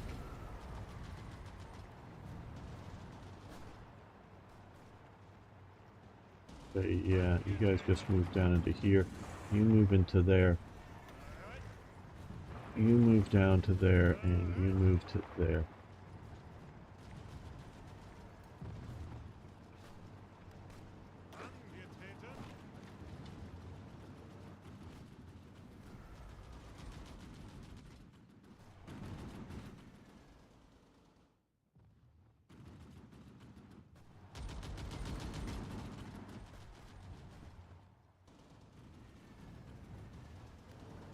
Here, across this river.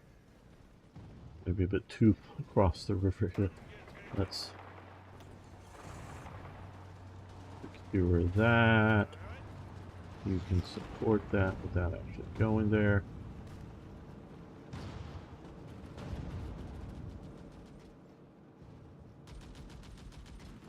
Okay, you successfully moved down in here. All of you guys counterattack there, the infantry units. The motorized units, you guys count this way.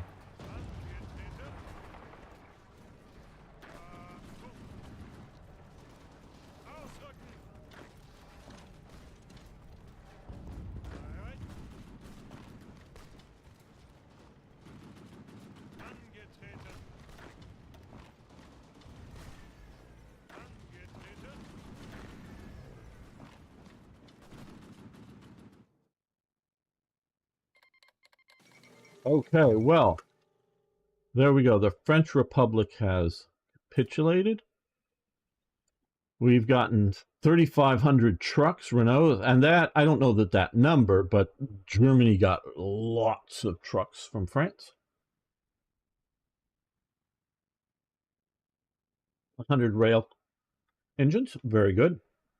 And a 84K of everything.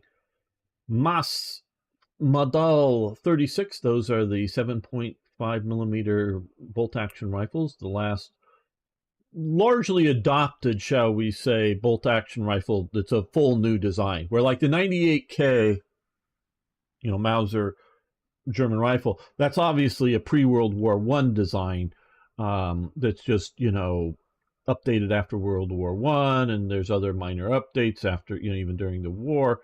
But we're talking like complete new rifle. The MAS 36 is like one of the last ones to come into the field. It's large production and a whole new thing, not just a. Because they were still producing Mausers and other stuff after World War II and going to other countries, but not that. Okay, garrison equipment. Well, 1,300. That will help our garrison equipment deficiencies.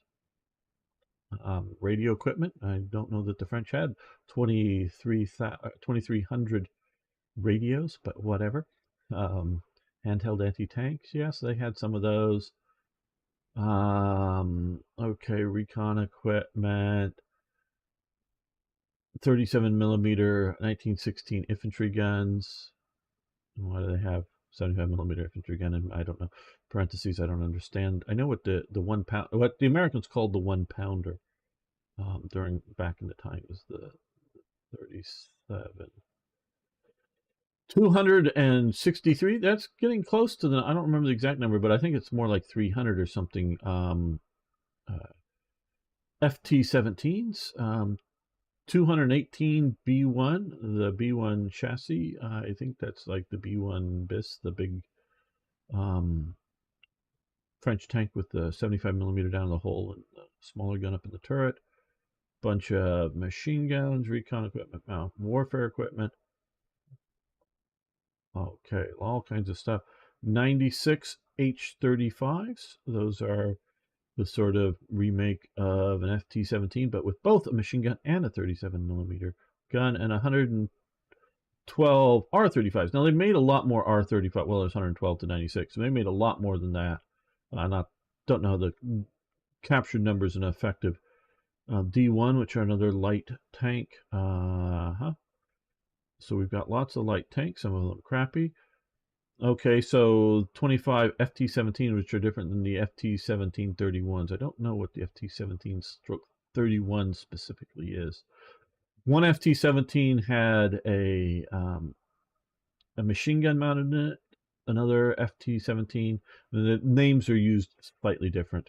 Sometimes called an FT-19 or 18, I mean, or other things depending on the army. Had the 37 millimeter gun in it. So I don't know what they're defining as all of that. And then getting down, and okay, 59 field uniforms 2. Okay, so yeah, so we've got a lot of equipment. Won't make all of our equipment needs go away, and it'll be crappy equipment. So yeah, the Char B1s we were talking about, the Arno, I believe those are what we saw there. So we've gotten France. It has surrendered. Is there a decision? It's probably going to cost huge amounts of political power that I don't have. I don't know. Okay, military parade, Amsterdam, Brussels. Okay. I want to form the Vichy French.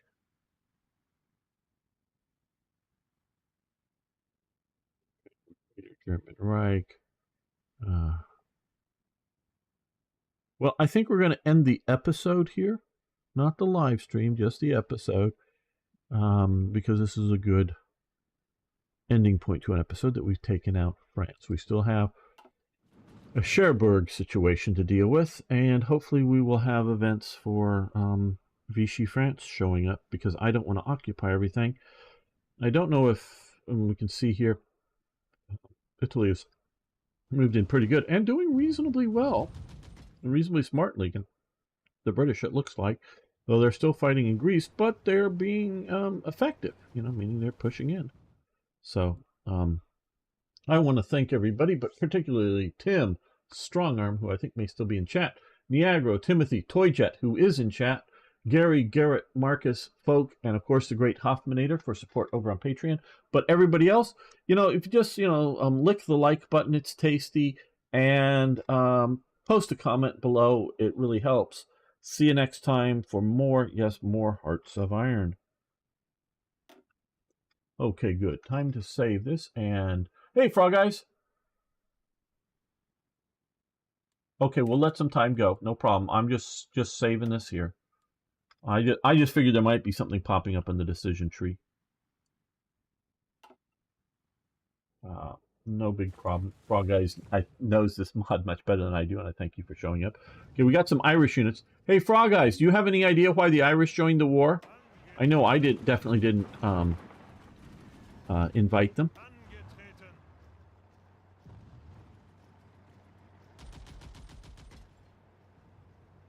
Okay, we might try, if they're going to be stupid enough, we might try toy jets.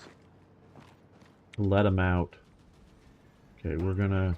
Oh, we've got some Canadian troops down here. Let's go see if we can deal with them before they can leave. So we'll move some more motorized forces south. Just we'll leave. If when we form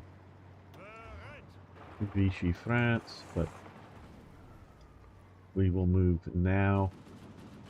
Here, okay, you guys again, because we may just do this sort of overly cheesy, but maybe very effective. That the AI will fall for. Okay, you guys move that. Pocketing strategy. If I could take out a bunch of divisions, that'd be nice. Okay. Actually, what I'm going to do is some point figure out what units are going to stay here in the west and see what we're going to do in the east or the Mediterranean. Probably send at least something down to help Mussolini. Okay, here we go. Yep, thank you, Frog Eyes. Okay, well, we'll wait for the next episode. Hit that button.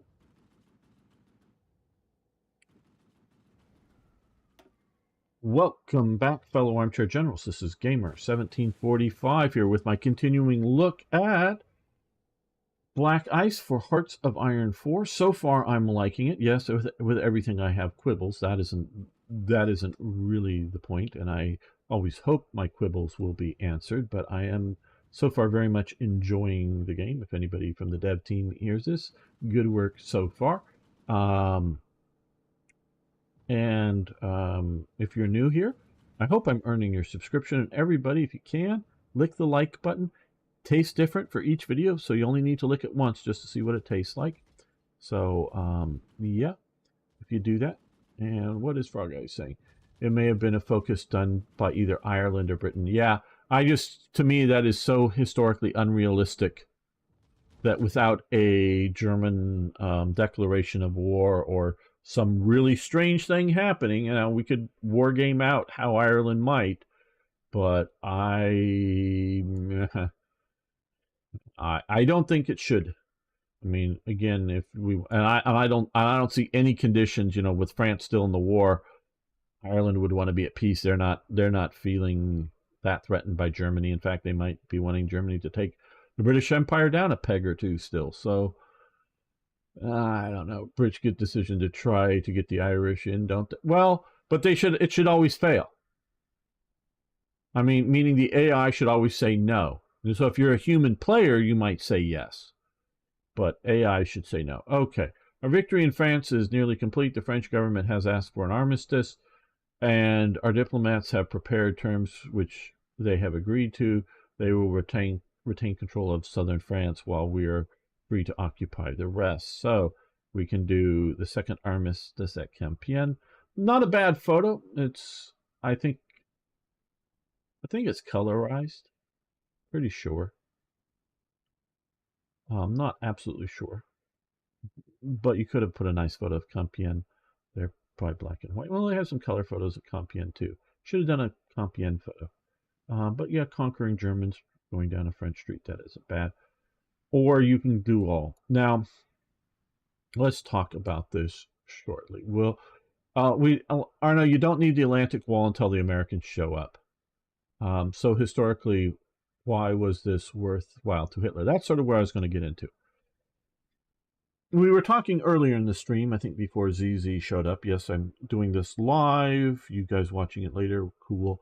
But we talked about how it would have been better for Germany to not invade Norway. And I said at the time that, so no, not everyone watches everything. When the invasion of Norway is planned and started, the Germans aren't necessarily anticipating defeating France in any sort of quick victory, because France is clearly the military superpower of the world. It is clearly that. Now, obviously, it ends up being not true, but it seems like it is. We can talk, and it's not just the plan that von Manstein comes up with, to allow the mobile forces to move into Belgium, French and British mobile forces to move into Belgium and then cut them off. I mean, that's brilliant and great all. But I've talked earlier and many other times about the command and control and other elements that the German army has that maybe the British Expeditionary Force mostly has, but France doesn't. France is just, out of its depth in a mobile war, in a current modern mobile war at the time. That's why they lose. Germany doesn't know that this is going to happen. This is not a sure thing by any means, and they're not anticipating that this is got to happen. So it looks like there's good reason to go into Norway when there really isn't, because Germany can probably put enough pressure on Norway to keep the Swedish steel flowing once France collapses.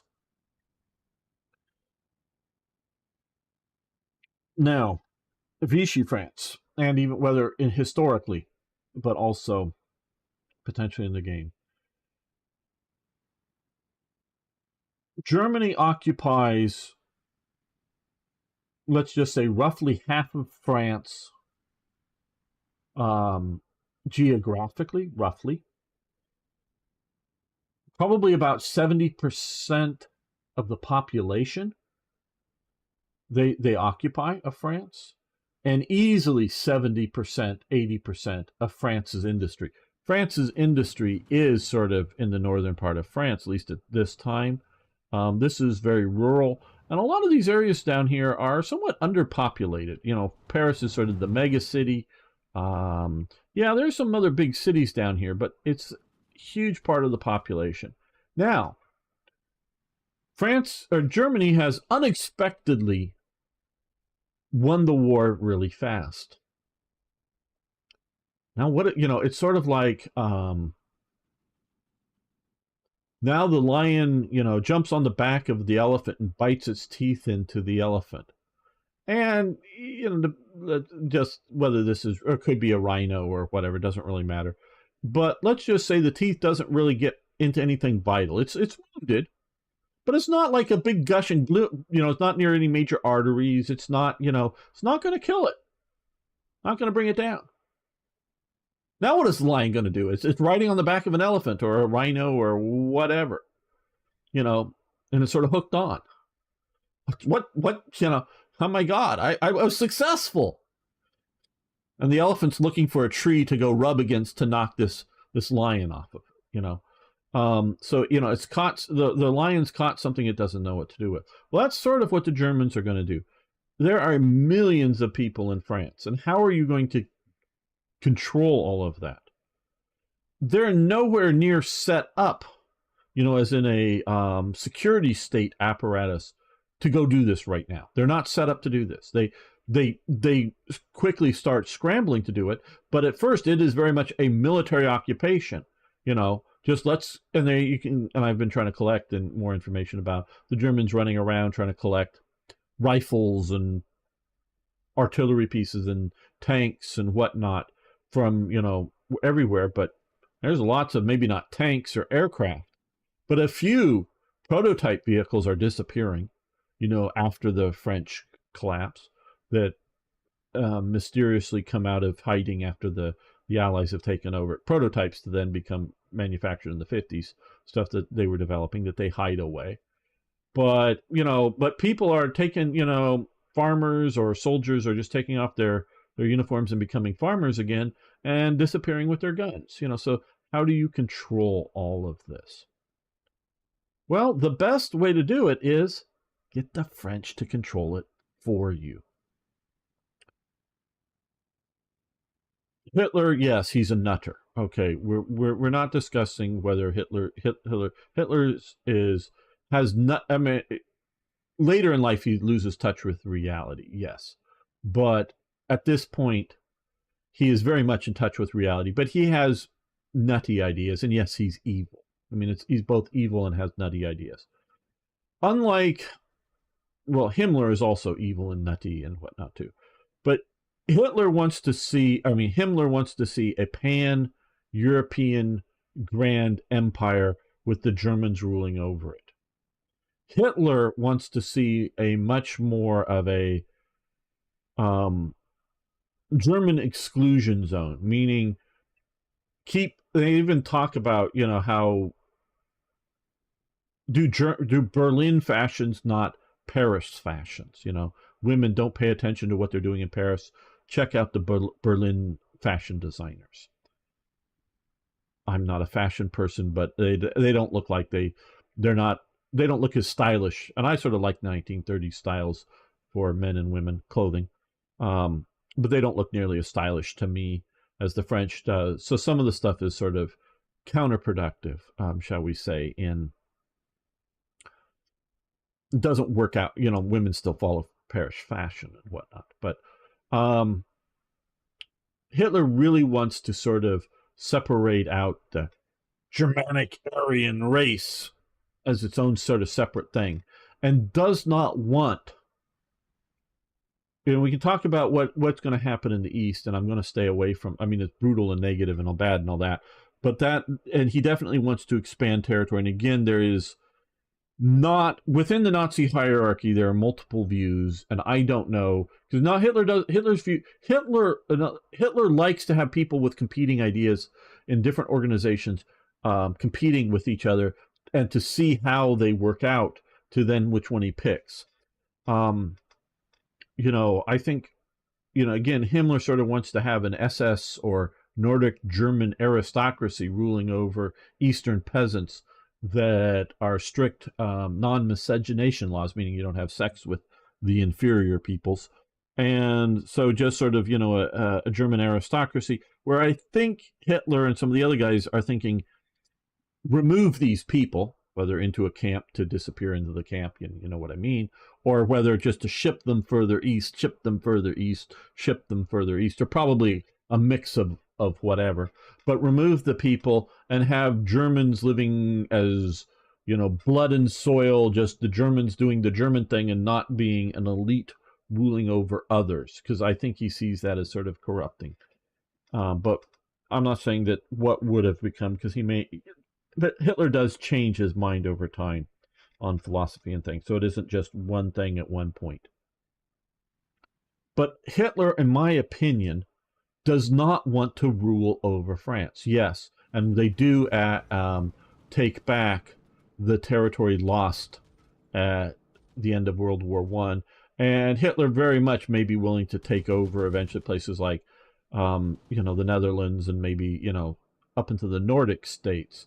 But he really doesn't want to rule over Italy. He definitely doesn't want, and we can talk about the Reich Kolonialbund, which is advocating returning of German colonies. But mostly, shall we say, he doesn't want Germans to rule over other peoples. He likes that he never goes to Britain.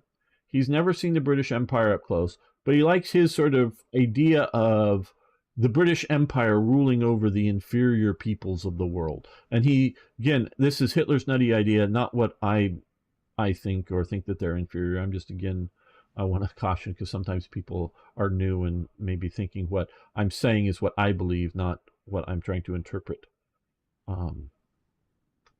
others or what is historical fact as they viewed it. He really believes that Britain is somehow specially designed, that it is an Aryan race. It is part of it, but they're a bit different than our Aryans or whatever, and they're set up and they should rule over the lesser peoples of the world like they do and sort of be the colonial masters, while Germany is sort of at its heart and going to be its, exclusionary strength. So whether it's, again, people spread around the world or just other parts of Europe, because he hates with a burning passion the Austro-Hungarian Empire. And again, this is,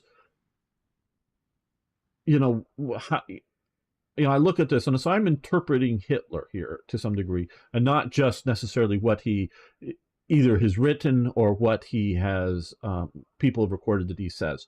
I'm interpreting this because I know he hates the Austro-Hungarian Empire because it is a cosmopolitan empire. He hated Vienna and living there.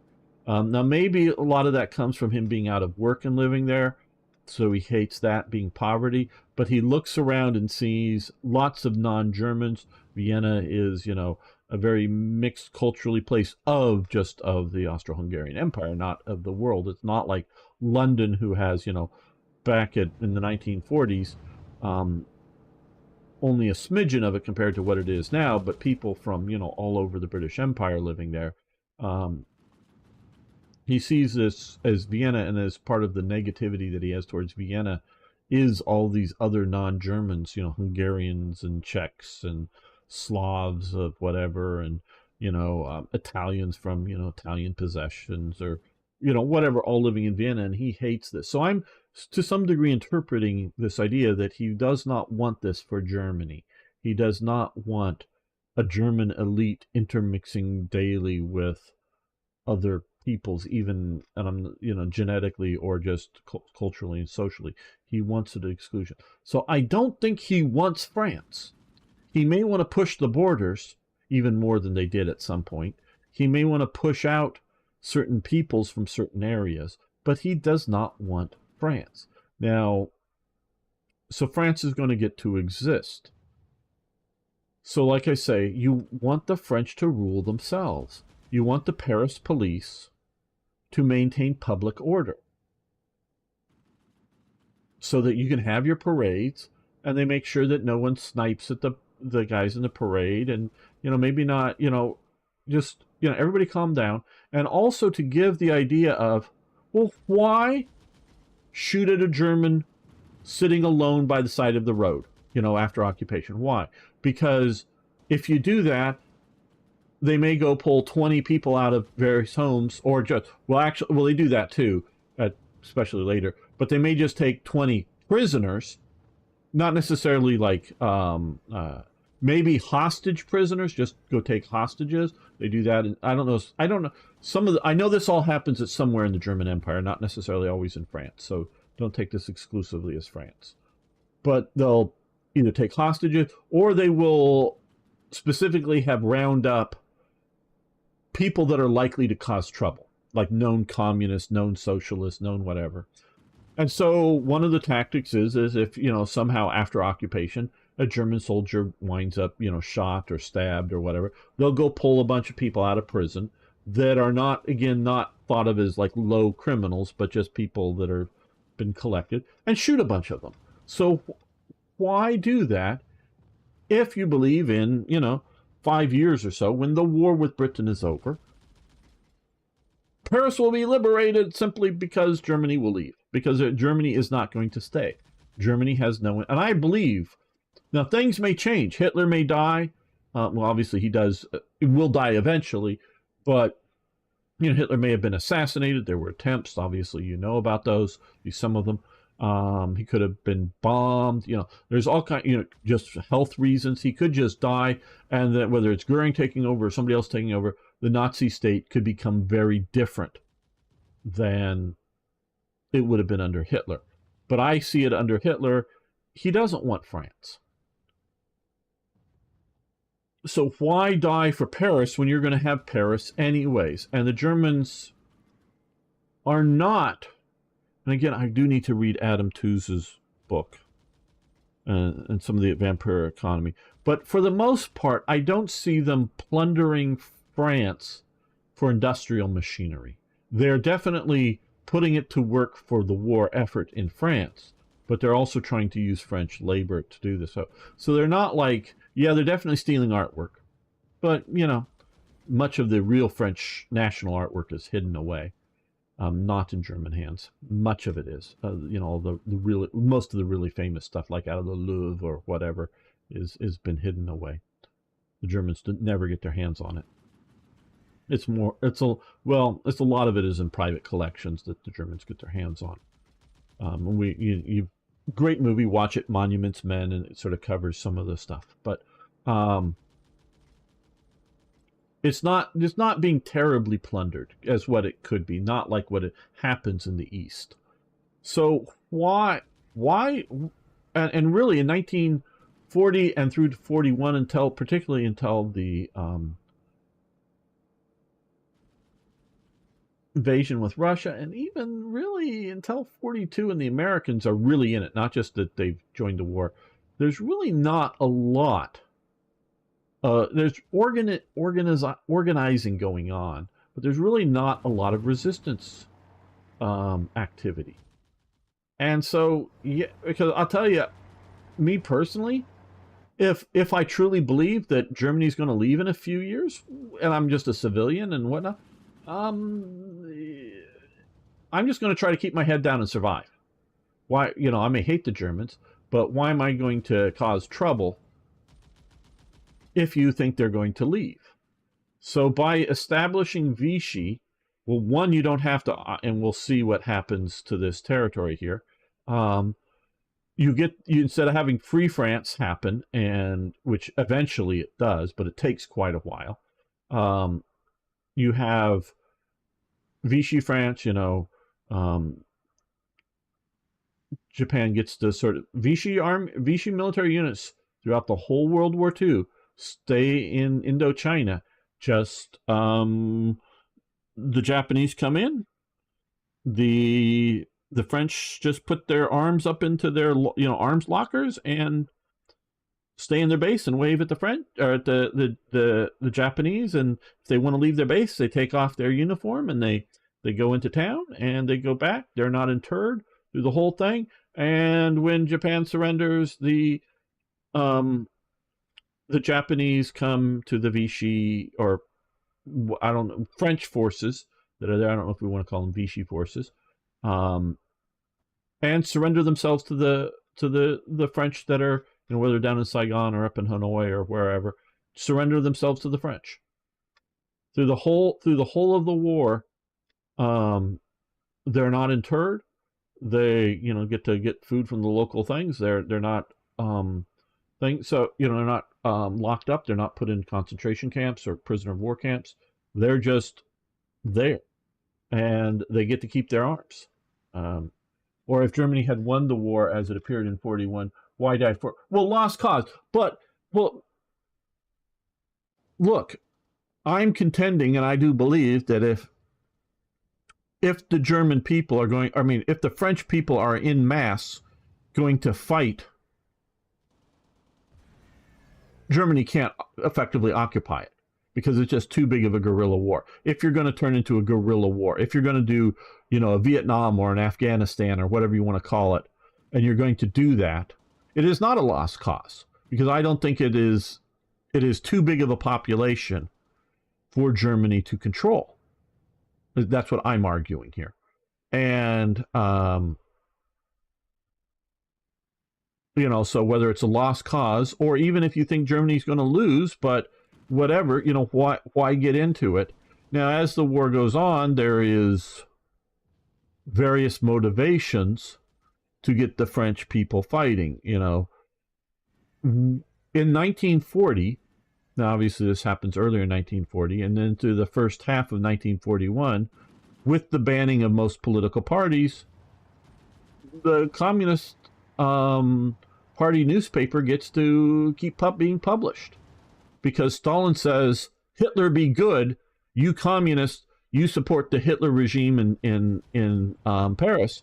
So they're, you know, the communists are, hey, Hitler's good, they're controlling it, they're crushing our fellow capitalist enemies, you know, the National Socialists and the International Socialists are working together. Now they, you know, immediately reverse once Hitler goes to war with the Soviet Union, and of course they then start cracking down on the communists in France, and the communist resistance starts really, you know, becoming more of a thing. So, you know, this is why, you know, not just why die for a lost cause, but it is also just how to manage it. True, but they did take a long time to get the resistance put together and make it an effective. Yeah, and it takes quite a while, and you got to realize that they're putting together the resistance in opposition to the French government. Now, we call it the Vichy government, but it's the French government. It is a dictatorship of Marshal Pétain. I don't know how you... Pétain, whatever. It is a dictatorship of him. Now, the last elected government, or at least the cabinet that has been put in place by the last elected government, appoints Pétain a dictator. So it's sort of he isn't like a popularly elected dictator, but he didn't come in as a coup. He didn't come in, whether as a military or just, you know, political guys coming in, crashing in, and I'm in charge now. It's more like, hey, Marshal, you save us. Well, the cabinet or whoever, because I don't know if the National Assembly voted on it, but I do know it is some sort of orderly process approved of by the prior government to Pétain coming into power. So it is, you know, that government is realizing things are collapsing. We're going to put Pétain in to save the situation as best it can be saved. I'm sure some people thought maybe he'd keep fighting and somehow turn out to be a victory. Other people, well, it just manage the defeat. However you want to look at it. I'm sure there were different motivations and viewpoints, but so I would say it's a legitimate government. Again, it is not like whether it's military or political overthrow or something that just happens because. A bit of the same situation in Denmark. Any resistance was forbidden. Yes, and I talked a lot about that earlier, Beam Slam. Like I said, talked a lot about that in Denmark. So, you know, so you get that. Now, eventually, you know, Pétain more, I don't know if he's ever officially removed. And, excuse me, got my mouth here. Laval, Pierre Laval had been and I forget exactly his, and I think premier, at one point prior to the outbreak of the war. He's a right-wing guy. I don't know if fascist. I don't know enough about him, really, but sort of right-wing, and right-wing France political figure. Is come in as sort of the deputy to Pétain. Eventually, he is dismissed from his post, but then brought back in by the Germans again, the details are a bit fuzzy in my mind, so I'm probably getting some of this wrong. I think it's after the full occupation, after the Americans take North Africa and Germany rushes in and fully occupies the rest of France. And that is when you really actually start to see significant amounts of resistance actions. I mean, there's always some sort of going on, and the British are trying to, do, special missions along the French coast even earlier, but, really sort of gearing it up. Laval comes back in and is eventually effectively running the French collaborationist government called Vichy. So it does sort of change natures from early Pétain government, who's really actually governing the unoccupied zone and jointly governing, like I would say, the occupied zones with Germany. At first, it's very much like the idea of Germans just get to go play war with Britain, and the French will just sort of govern themselves. I would sort of describe that particularly early on. Now, more and more is building, whether it's the West Wall or the submarine pens or other things, more and more German military actual governorships, because they're putting on, exclusion zones and trying to, control them, the coastlines. And especially once the Americans are in the war, it's getting more and more. So it's always, it's a gradual transition, shall we say. But eventually, once, you occupy all of France, it's become a situation in which it is now truly a collaborationist government, not a government that is collaborating. It's sort of the difference, because when it's early on, it's sort of like, yeah, like I say, everybody's expectation, including the overwhelming amount of Germans and the overwhelming amount of Frenchmen, that, yeah, it may go back to the 1914 boundaries, or it may actually be a little worse for France than that. But Paris and the overwhelming bulk of France, at least at home, is going to go back to being France. Might lose some territory to Italy, but it's mostly going to be okay afterwards. And then, of course, rebuild our army and get everything going again at that point. So, and so that is a French government collaborating with Germany, where, like I say later, it is a collaborationist government that is purely a puppet of Germany. And that is when you get lots and lots of resistance. So yeah, it's manpower, it's all kinds of stuff that why you want to do this. And all the oil reserve, French oil reserve, gets turned over to Germany, even if it's in Vichy territory. Lots of mines and other stuff. So yes, we will form this government. Okay. So we now have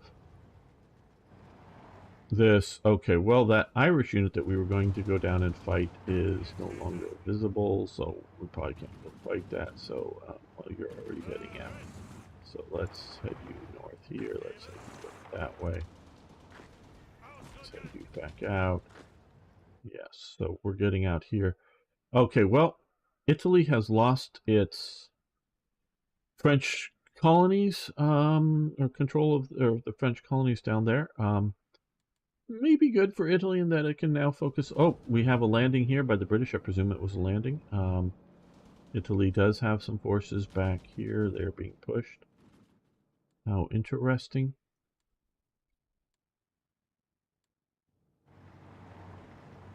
And I think we're going to try once we get some forces in place, we're going to try toy jets idea, because I would like to oh, wait a minute, are these guys leaving? Looks like these guys are leaving.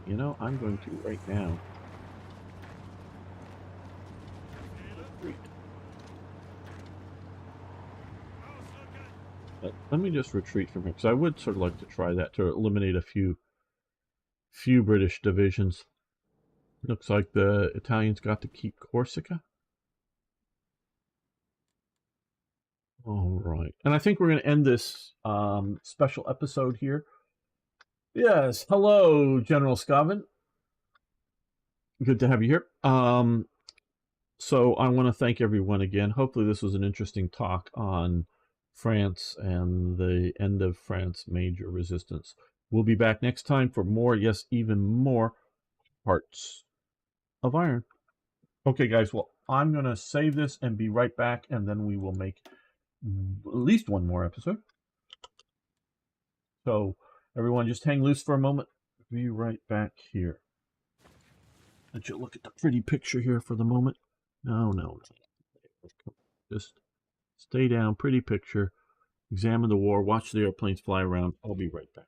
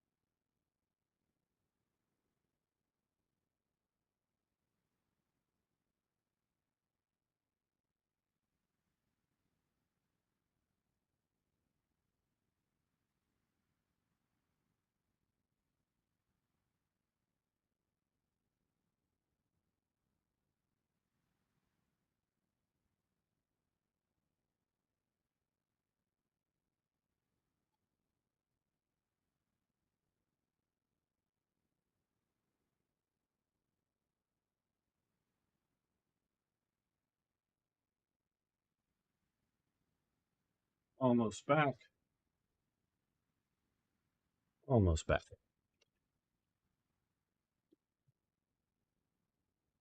Russia is blocking Ukraine with constant rocket fire on the ports. Wow. Yeah, that's been a problem. Been following the lapsing. They let lapse the agreement to allow the grain shipments through Odessa and out along the coast. Oh, Russia's making more and more bad mistakes, in my opinion. Yeah, that's another problem out in the world that needs to be dealt with still, of course. Hey, folk! But the Navy is already wrecked. Hey, you doing? I don't know if you want to consult with me if I should reduce more production. I really haven't, but we haven't much time played. Time hasn't played much here, so I don't know. That's why one should call. Oh, I didn't call them into the war. I didn't call them in the war. They went to war with Greece, and then they called me in to their war with Greece, and Greece joined the Allies. Blame Italy. I didn't call them in.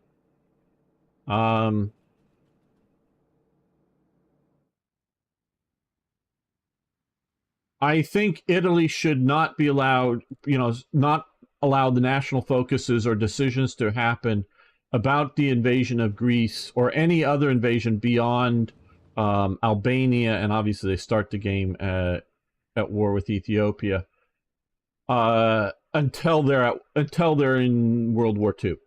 I think that would solve this problem of Italy getting in, and I agree with the idea that not calling them in until Germany can help them a bit more. But yes. So I don't know.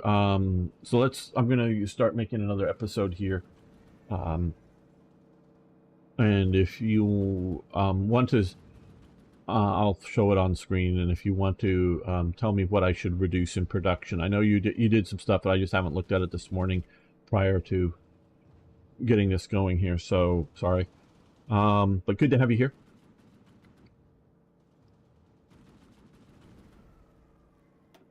Welcome back, fellow armchair generals. This is Gamer 1745, and we just had a special talk about Vichy France and everything else, so we're not going to go into that. We're going to continue playing here.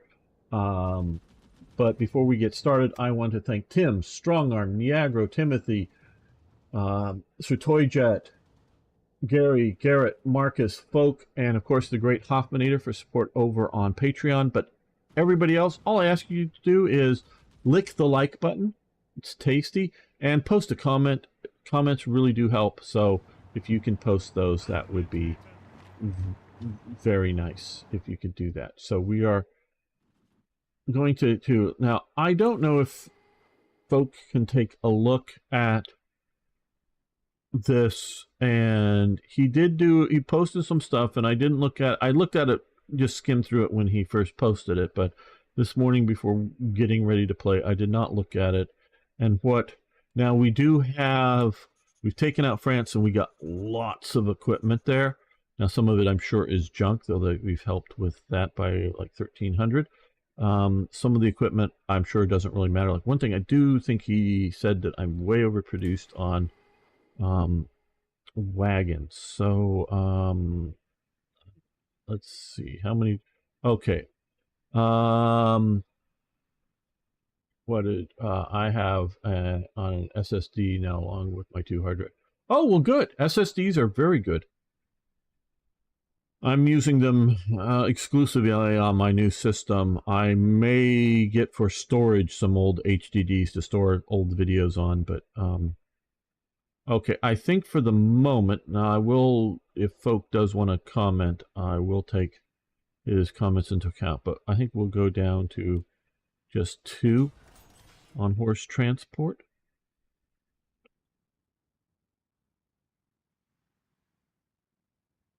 I sort of have a fear of totally shutting down production lines.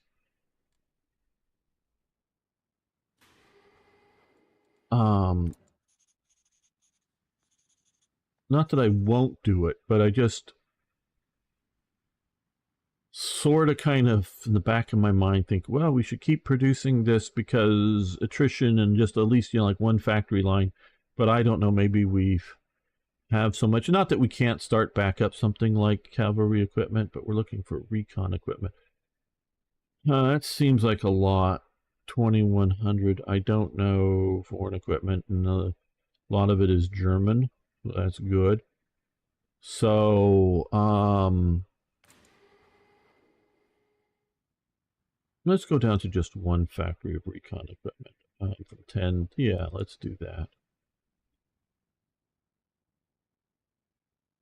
Now, civil trains. We just got a bunch of French trains.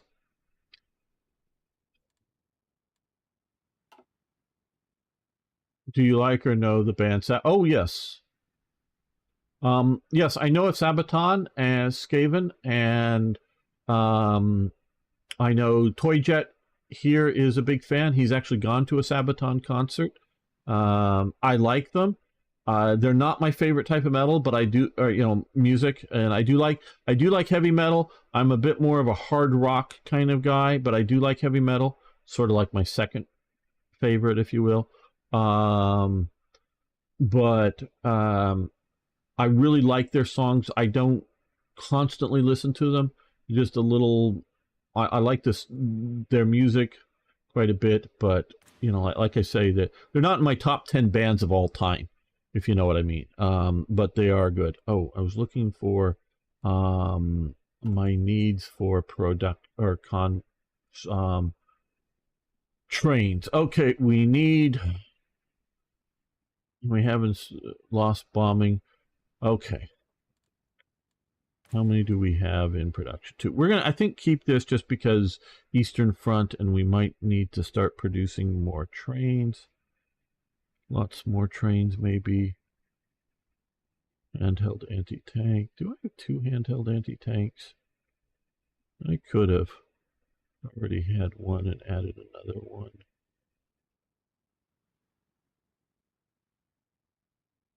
No, don't see that.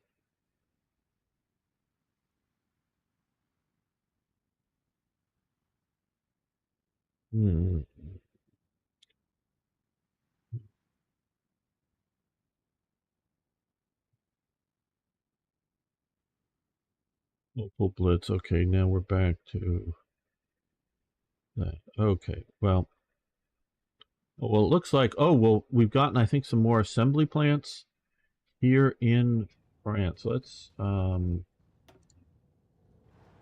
yes, here we've gotten And this is one thing that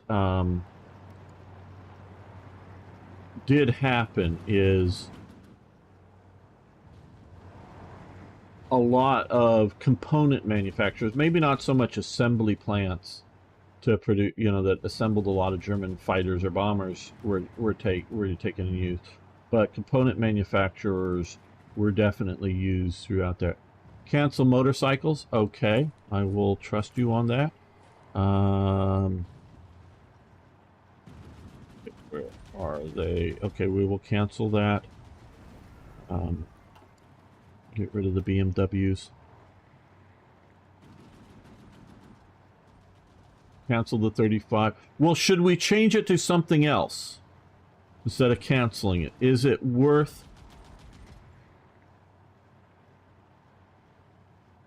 So that's one of the reasons I sort of kind of kept it for tank destroyers. But I don't know if we've researched enough. I guess we can cancel it because we still have the 38T, so we'll cancel that.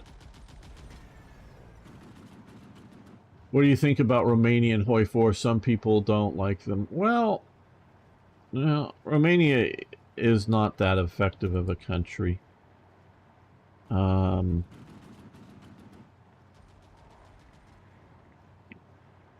don't know about updating some of the... Well, we've gotten some more free factories, so let's... Okay, we are... Okay, this... Well, one will let us get to there. So, well, let's do that. We're down -1, so that way we're not too badly negative and produce fighters, because we are low on fighters. So, okay, and that we may turn over to martyrs or something.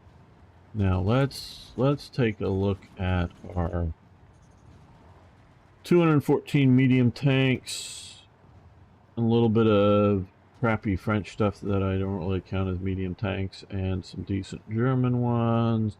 Again, here we got a lot of... I wouldn't even count the T-17s as anything, but we got some of those. And we still need production of that, I think, for a little while. Now down here we're getting Panzer IVs and Stugs. Yeah, well, at least you can, with some of these guys, you can come in here and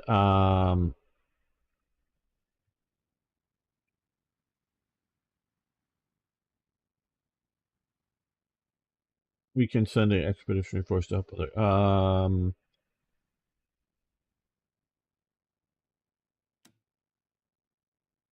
Well, that's us sending it. Some of the... I don't know if this one... is calling... Get them to send us forces. Once going on. I don't know.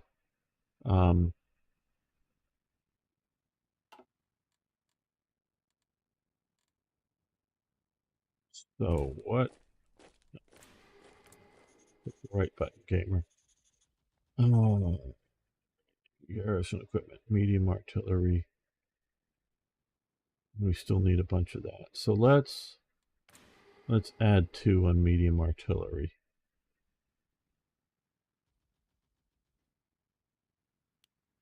Get that going a little better on production.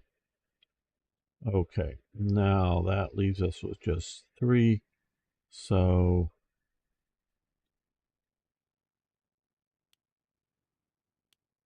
let's do that for the moment. We can shift around. Okay, that's a bit better with our current production needs.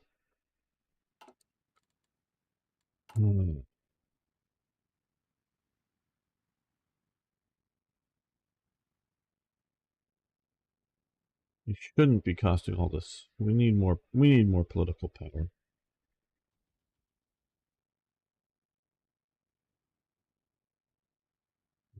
Well,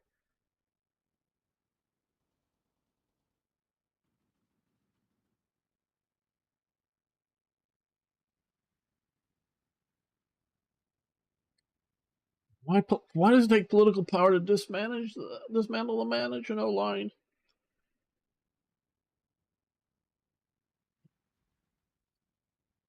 I don't get it. I don't get.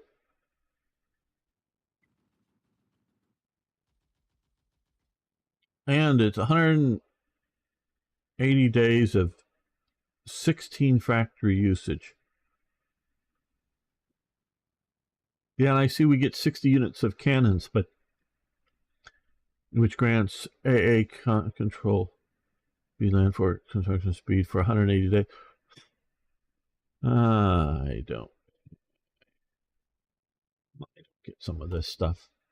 All right, now, guys, what should we do now? We're going to try toy jets. We're retreating out here. Looks like they're like maybe thinking of abandoning the French peninsula, but we're going to retreat out to maybe get them to come in.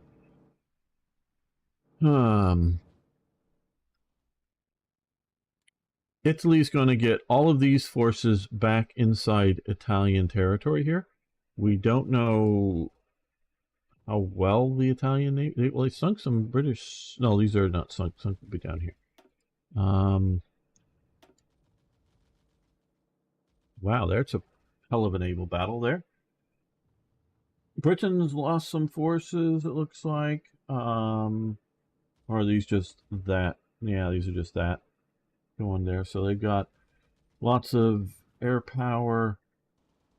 Yeah, 3 carriers there against Italy's. Well,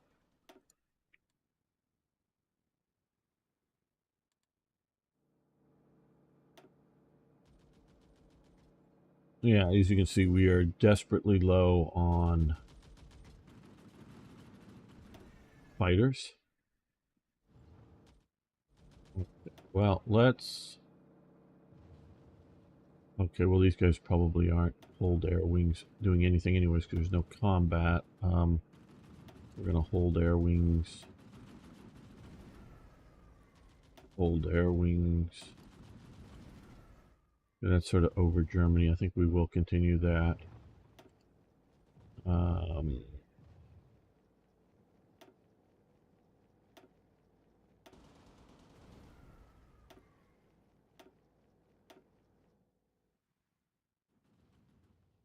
I learned the Romanian language is similar to Portuguese, is closer to Italian.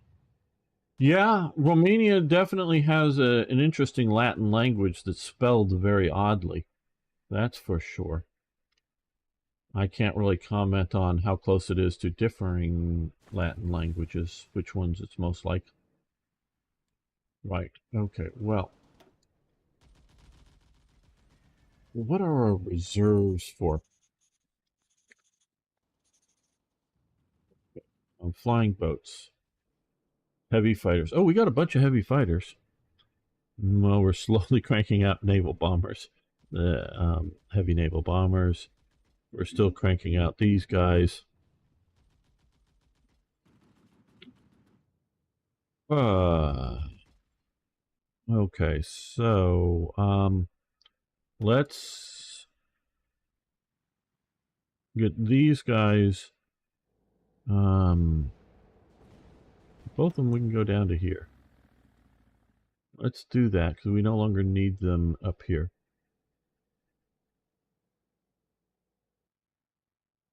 Okay, well, very good, General Scaven. Yeah. I think we'll leave these guys in the North Sea, sort of patrolling that. But I think we might move more conventional bomber down here as well.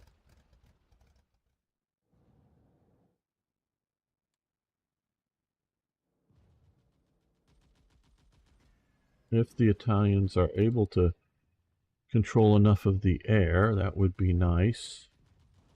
They're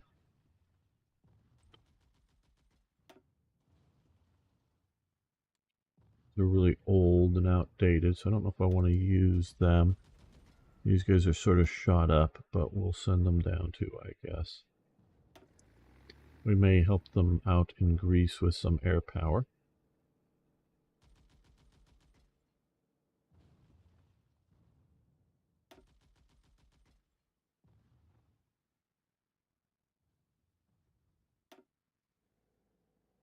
think all of these guys are going to go south. And down here, well, I think we need to form up here.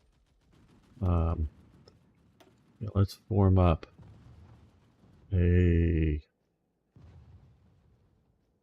flying boat unit. Okay. Let's form up a heavy fighter unit that some range. We'll send those down to help in the Mediterranean. Hello, Aiden. How you doing? Well, thank you. Well, I knew liche in Spanish. I live in California, so we have a lot of Spanish influence here. Yeah, they're definitely a Latin-based language for sure that spells things really weirdly with whatnot. But okay, so let's let the clock go a bit as we go. Second armistice and again. No, what do we not have enough resources? What? Free convoy to export. Oh, we're not selected on. I think that's why. What are we? Oh, what? Insufficient resources. What are we insufficient on resource? Oh, it's probably the air thing for the pilots, for the aircraft pilots. But yeah.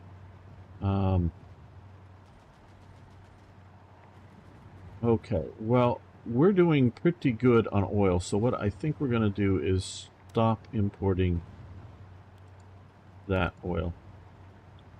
I think we'll definitely keep Slovakia's because that's just a factory doing all of that.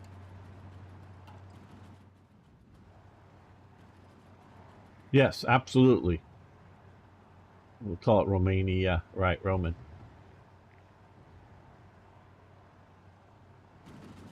Speak it well or understand it. So, yeah. But I believe, if I remember correctly, Skaven is from Brazil. See, I try to remember you guys and what I hear and from you guys. Try to, not like always do, but it's at least an attempt. We got to reorganize all this, but the war with Russia will come sooner than I think.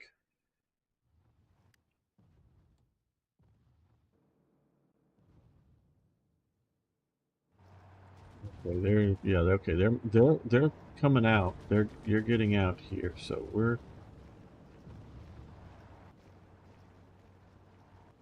gonna see if we can sort of play a bit of a. You stop there. You guys come to there. Get a wave. Where are all these French aircraft from? Didn't we? Oh, well, let's look at our naval actions here. We did have some.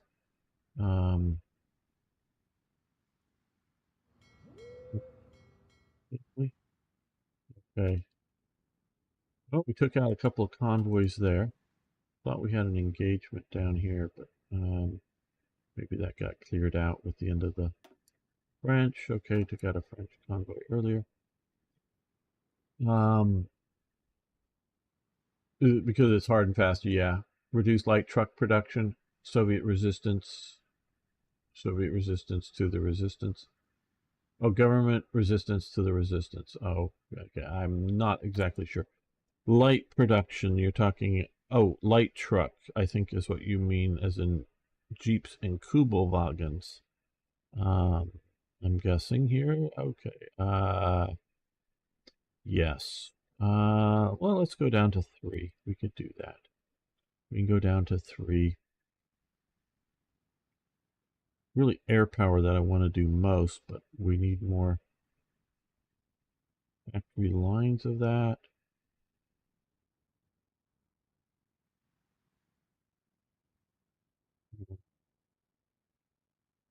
Well, let's add a little bit to the stud production here. Where is that? Is up? I thought it was in here. I thought it was here. Am I like blind or am I blind? Probably I'm blind, but that's a different thing. Okay. Oh, maybe I get way up here. Okay, let's throw on another into the Stug. I like Stugs. Opel Blitz's light truck. Oh, well, I thought. Okay, well, light vehicle. I guess I was taking light vehicle. How is our current light vehicle stockpile? Should I re-put it back in? 4,400. That's probably enough, unless you tell me that I need a lot more in reserves, but I don't know. Okay. And for our trucks, transport trucks as opposed to heavy trucks. Okay. Transport trucks, medium trucks. Okay, 5,000. So we okay.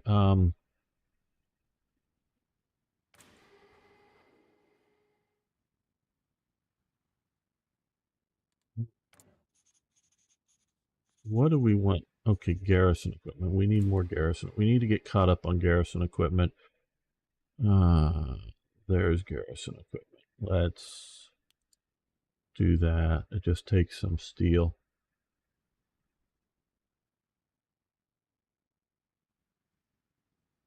Okay, so we got that. Now, we got these Opel Blitzes here, and we have these Opel Blitzes here. So I guess we can get rid of this production line. Yeah.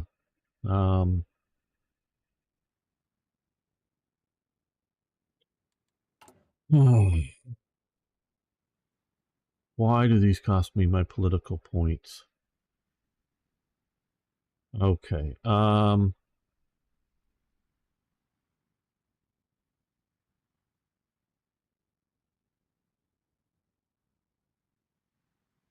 This is going to get rid of the second Lish division. Okay.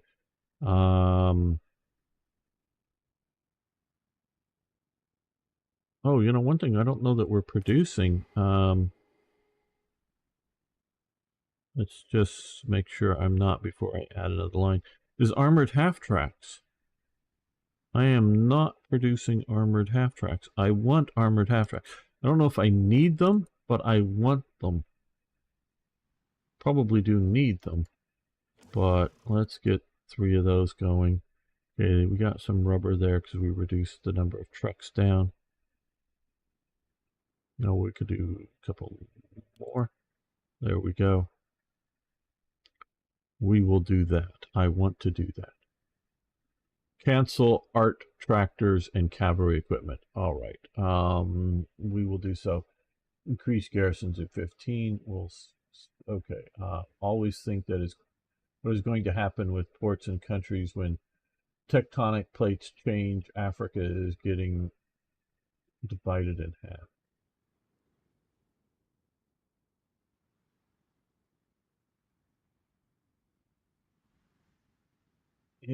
You're talking about plate tectonics, I think. There is the sort of Rift Valley in Africa. Is that what you're referring to here?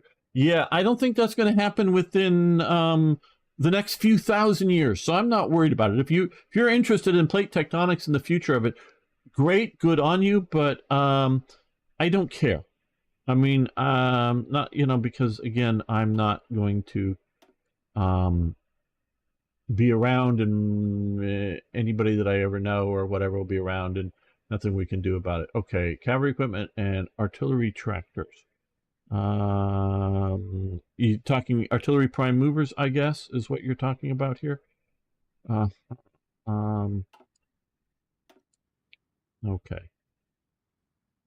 Hope that was the right one. So that's freeing up more. And garrison, you said 15. So,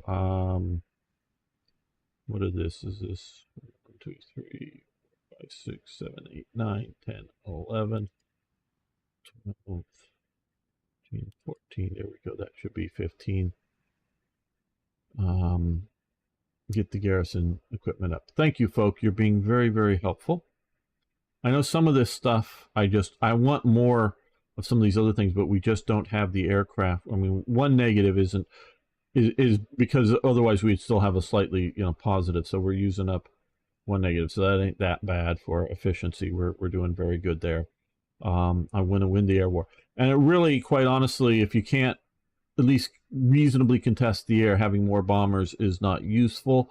But I do want to keep production lines going because they take so long to upgrade. But mentioning that, let's see, Donya, DO17. I just want to, let's get one of these universal ones. Let's go up to the top here.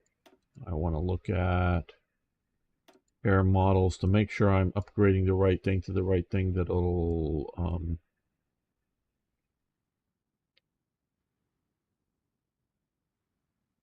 okay, because we are producing this, or are we doing the E model? Let's see, I know this is all sort of in the weeds, but no, we're doing the M. What do they think is, I guess this 215 light. That's fast bomber. Okay, it's JU88 is what they're thinking of. Do I not have? I don't think I do. Yeah. Okay. Yeah. Since now's the time to switch over because 8 days. Yeah. Okay. We're losing that. And transports. I don't know. I think I'm just going to keep the out of date transport just to get more transports in. I don't know how well I'm going to use them as either airborne supply. And right now I just want more fighters, not necessarily better fighters. And more fighters, not necessarily better fighters right now. Okay, well,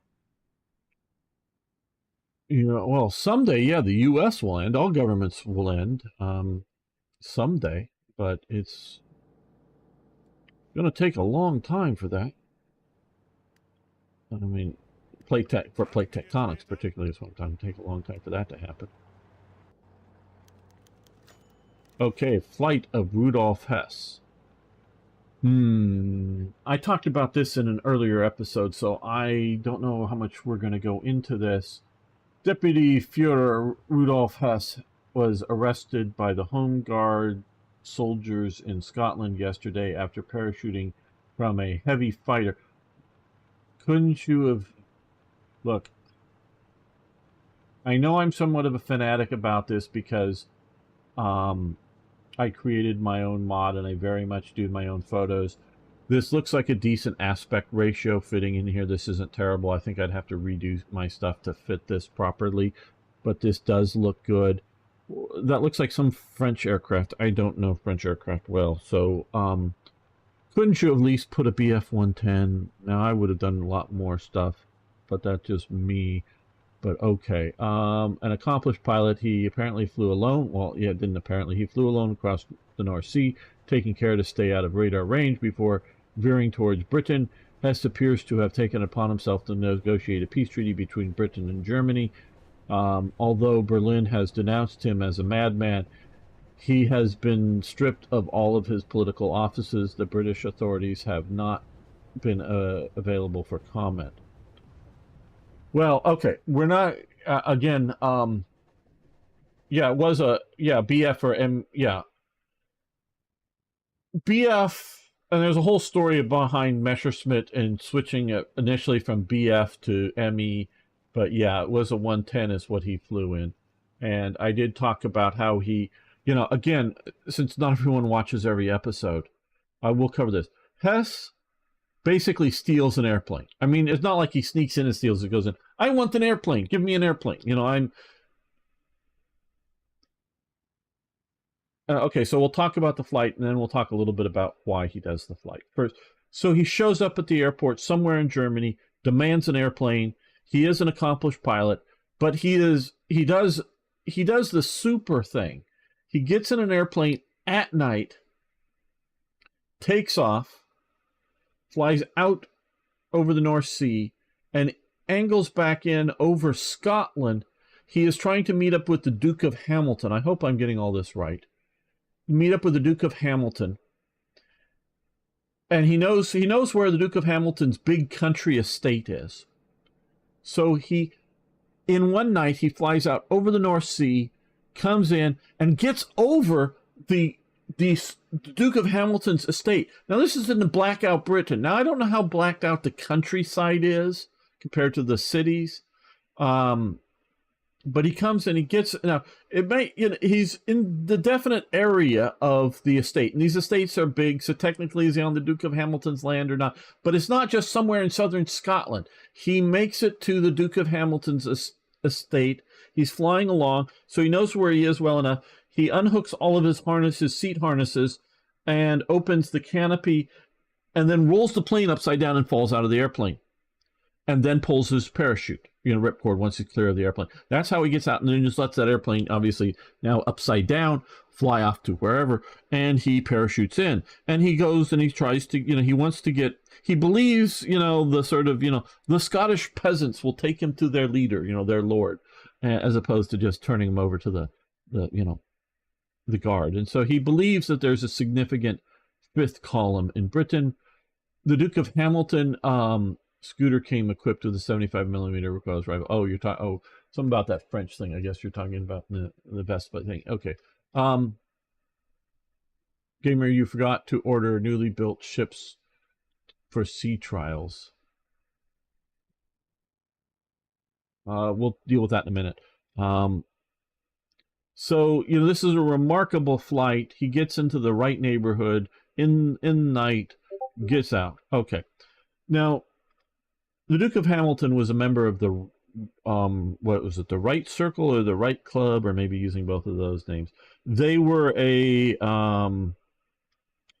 bunch of elites in Britain that are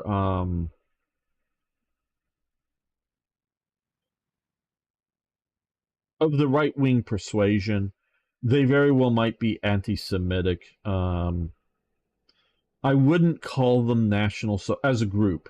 I wouldn't call them National Socialists. I wouldn't necessarily call them fascists. Those are two different political organizations, ideologies, whatever you want to call them. And ideologies are probably the better term than necessarily the right. That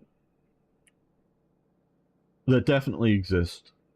I would say most of the right circle are very patriotic Britons, and they want peace with Germany. They don't see a reason to go to war with Germany. But once the war happens, the overwhelming majority, I think, of these people are like, hooray for Britain, we're going to fight the damn Krauts, because, this is World War III. We fought World War I, we're going to fight World War III. But the Nazis believe there's a much larger fifth column active in Britain. Now, why does Hess do this? Well, a lot of people put, I'm trying to remember their name. I forget, his astrologer buddies. Hess is a very interesting character. He is born, and the first few years of life, I don't know to what age, he grows up in Alexandria, Egypt. He is born of German parents living in Alexandria, Egypt. He is a member of the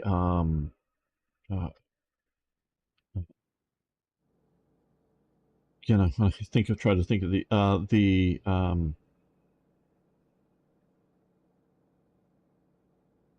not the Theosophical Society, the Thule Society. He's a member of the Thule Society, which I think the really earliest we have for that is 1919, though it may pre-exist to that. He is a member of the Thule Society. The Thule Society, I know they found the German Workers' Political Party in Bavaria. I think they are a bunch of upper middle class people that realize in this some of this, like when I say I think, it's my conjecture versus what I understand to be historical fact. I think they realized that the path to power in the post-World War I world is not to try to deal with the elites in Germany, but try to make a mass political party. And these ideological people of the Thule or Thule. Thule sounds cooler to my ears, but I do think it's Thule, and it's a reference to a mythical or mistaken Roman expedition up to somewhere around here, and they did this. He lived there until 93. Oh no, I don't know what you're talking about. He lived until Hess in Spandau prison. Yes.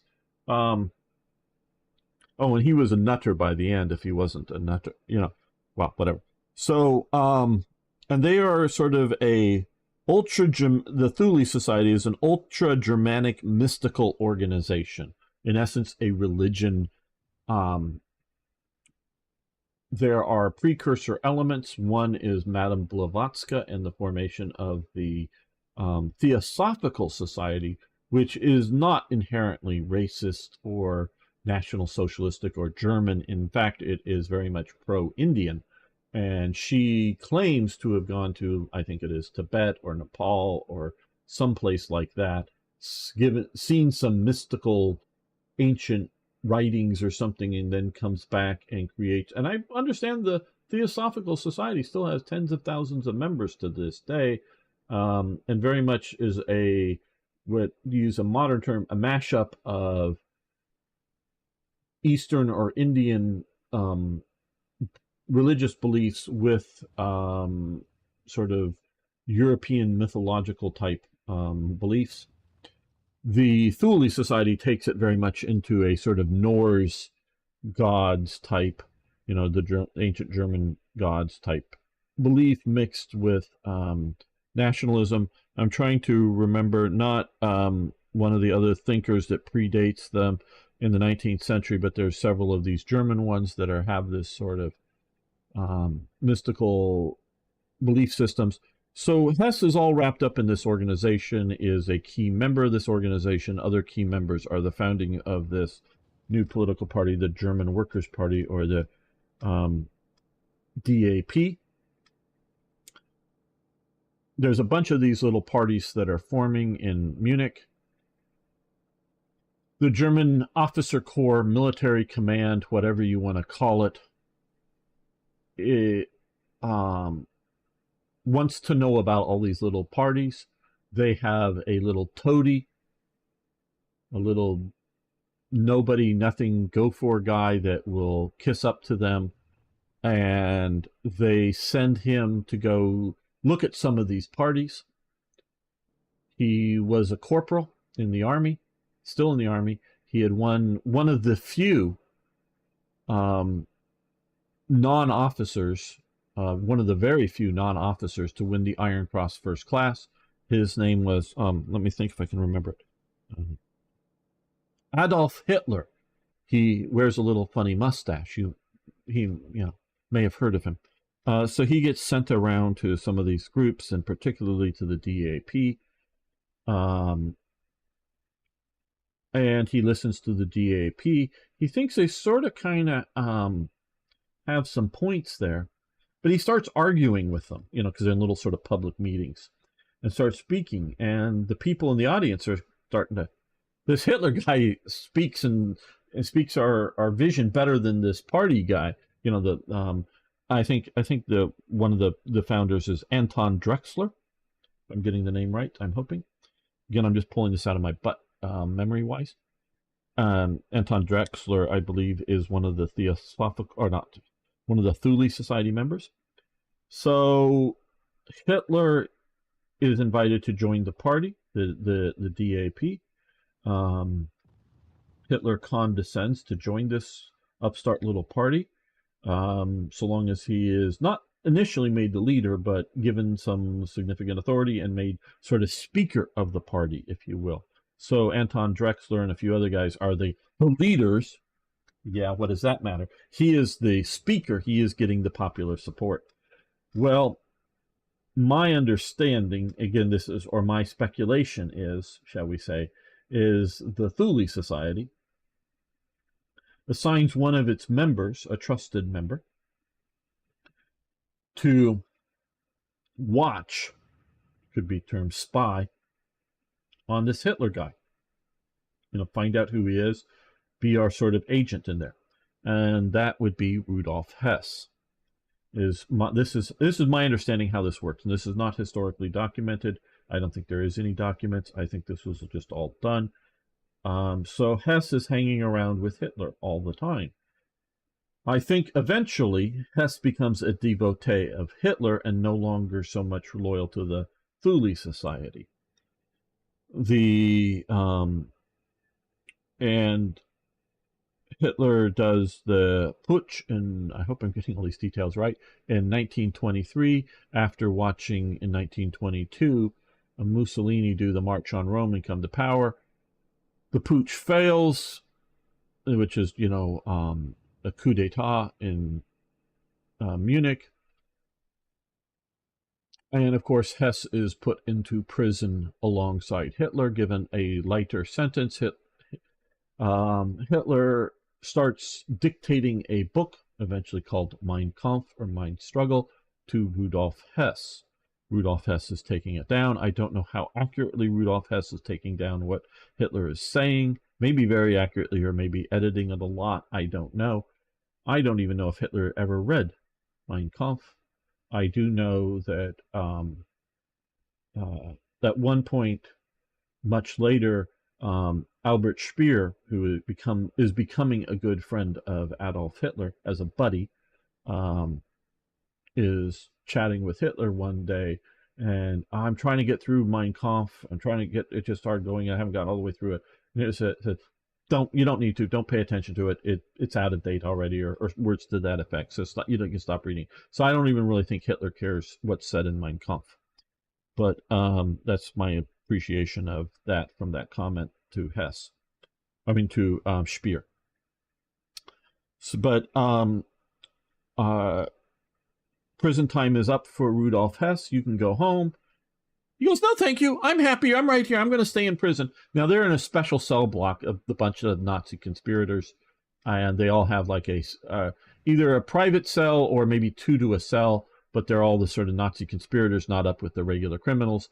And so it's just, basic prison furniture kind of thing, basic prison food, I'm sure, maybe a little better, and whatnot. So they're not being treated harshly. They're being treated good.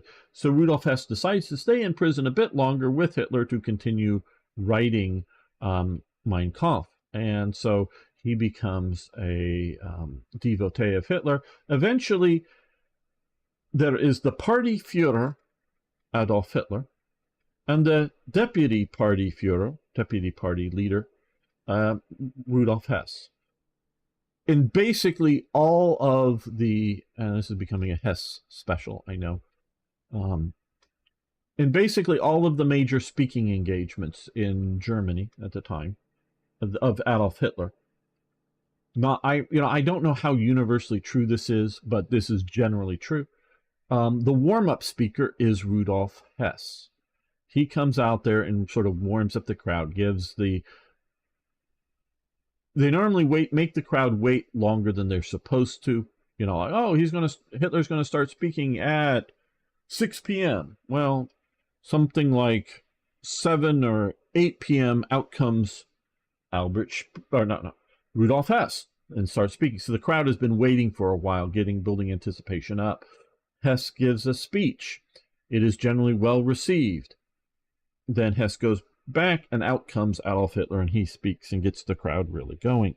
And so whether this is broadcast later on as the party's growing, or as once they're in power, often these speeches are, broadcast on the radio, so they're broadcasting Rudolf Hess before Adolf Hitler, and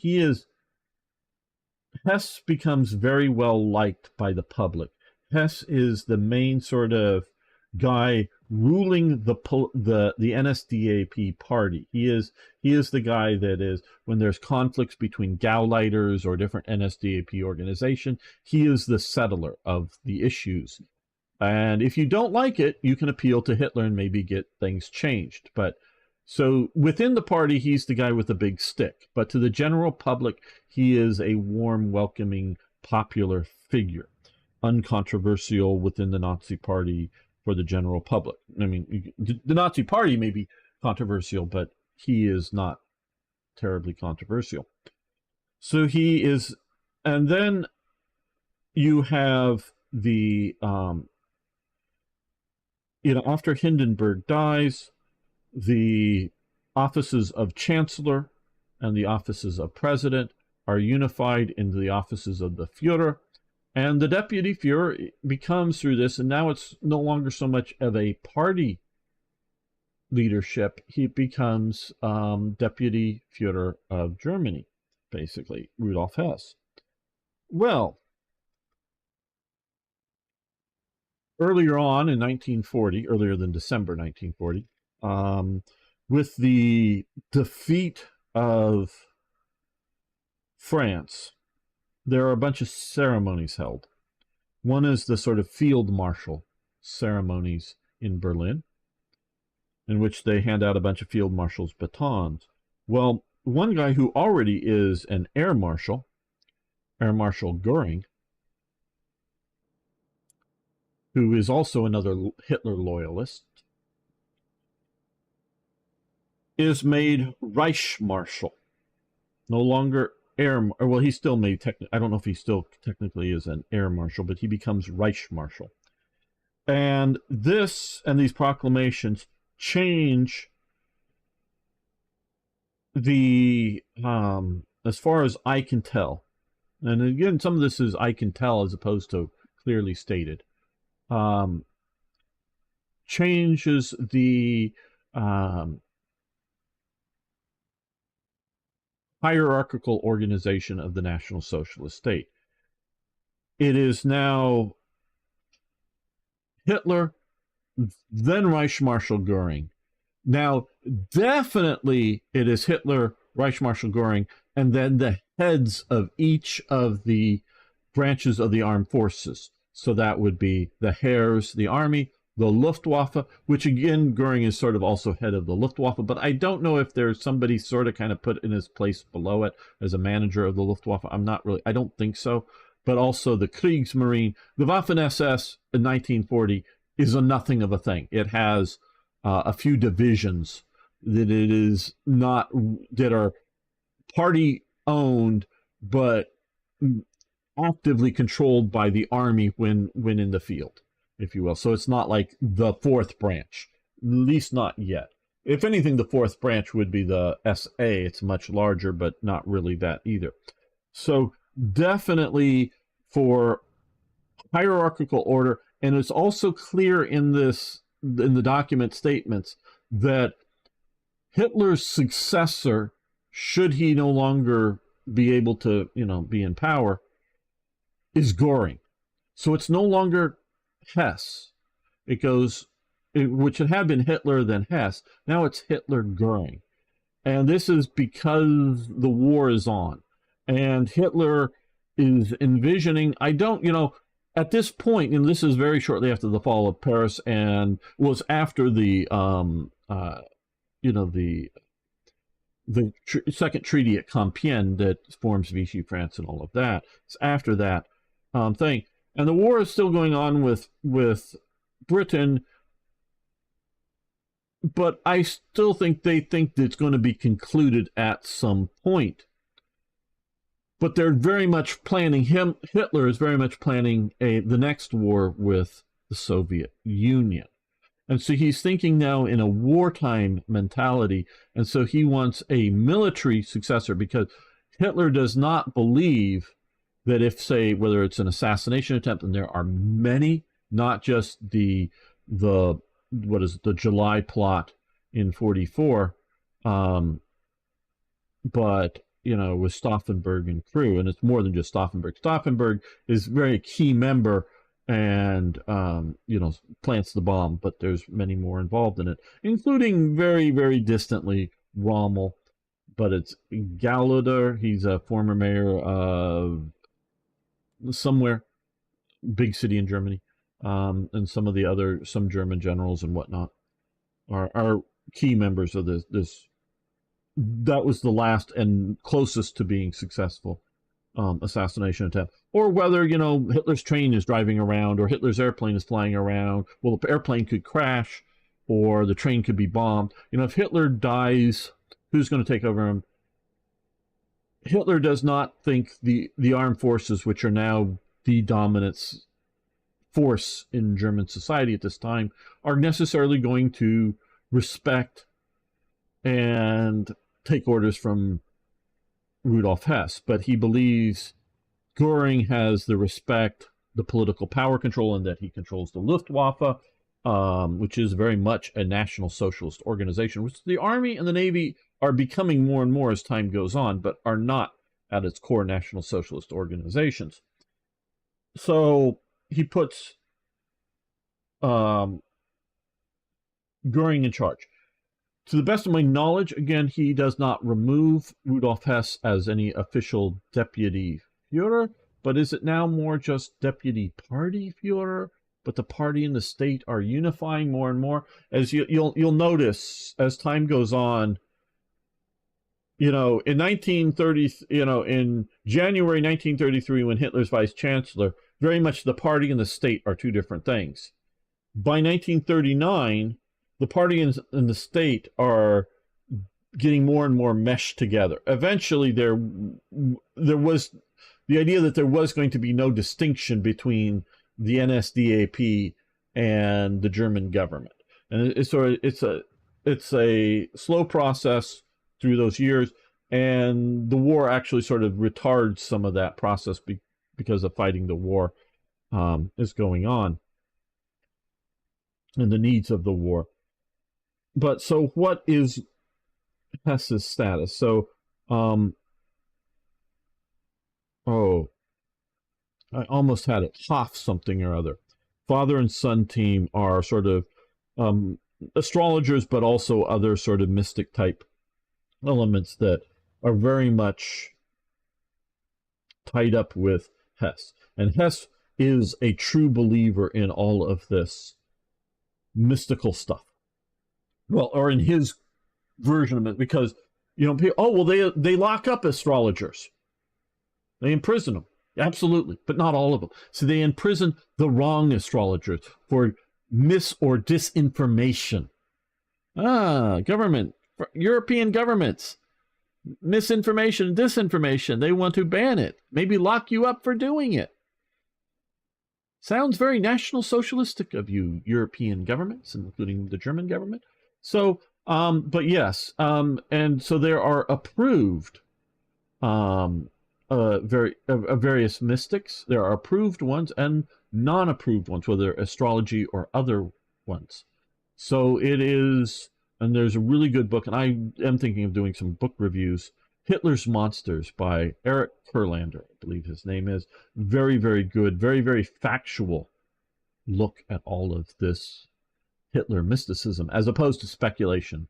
And so I'm taking some of what I'm saying from his book out of memory that I read, a few years ago now, but not terribly long ago, 3-4 years ago. Very good book. So Hess is all in this, but he has been sidelined by Goering. He is not so much out of favor, but just out of the limelight, out of usefulness. What purpose does he? He's still sort of running the party, but the real thing is running the war. And so if he can pull off, he gets it into his mind. Preishofer, I think, is the name. Preishofer, father and son. Preishofer convinces him that I'm going to use this term, the omens, the star alignments, the whatever it is, are all looking good, that he will be able to pull off a diplomatic solution, because again, back to Hitler's ideology is that he believes that the Aryans of Great Britain are the ones that are meant to govern the savages of the world, shall we say. And the problem with the American Aryans, of course, and again, I totally disavow and hate this ideology. I'm just explaining what they believe, those watching, that the Americans are too corrupted by the Jewishness. Not so much the Negro, because, and again, I'm using their terms or something, and polite terms back then. Um, they're not in power in America. They're being subjugated by the Ku Klux Klan. So that's appropriate in that they're the worker beasts for the super race. It's not so much that they exist in America. It's the Jewish infiltration in Hollywood, and though Hitler loves Hollywood and um, wants to meet Edward G. Robinson, and sends an invite to Edward G. Robinson. I know probably you guys are who big superstar, um, and who's known for playing gangsters, and he writes back, or supposedly the story is that he writes back, no, um, uh, too many mass murder, yeah, or two mass murderers together, or something like that, would not be a good idea. Um, but Hitler thinks that the the Aryan American government is corrupted by the Jews, and others, but that have corrupted it. But he sees the British Empire as ruling over the lesser peoples of the world, where keeping Germany sort of separate and superior over that is the way to go. So within this ideology, there is a belief in our brother Englishmen, if we could just negotiate the settlement. So that is sort of why he's being sidelined. He no longer sees a role going forward for himself. I'm talking about Rudolf Hess. And he gets convinced that he alone can solve this conflict if he can just go get there. And he wants to, not so much, I don't think, who knows what's going on in his mind, and especially he goes crazy, truly crazy in prison eventually. Not that that wouldn't do it to people. Even rational people starting out, that he thinks like the Duke of Hamilton is going to lead a coup against the British forces, but he thinks he can get in and talk to enough of the British leaders, including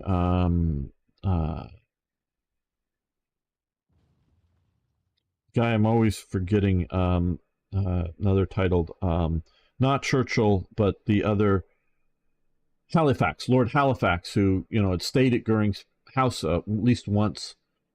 Karen Hall. He believes that who is the alternative to who was the alternative to Churchill once Neville Chamberlain steps down. He believes that he can talk to some of these British leaders to get them and the king and whoever, get them together to get rid of this madman Churchill, and let's just settle this peacefully. Well, that obviously is not the reception by the Germans. I mean, by the British when Rudolf Hess goes, because they could have kept it somewhat quiet, but no, they immediately splash it all over the newspapers and newsreels that they captured Rudolf Hess, who flew in. So Hess is just looking for an introduction to the British establishment outside of Churchill that he perceives does not want to be in this destructive brothers' war, or whatever term that he might want to use at that. So that is why my understanding is Hess goes to Britain. He is basically black holed, put into he is for a good chunk of the war held in the Tower of London, in the city of London, that is used as a prison still for certain people.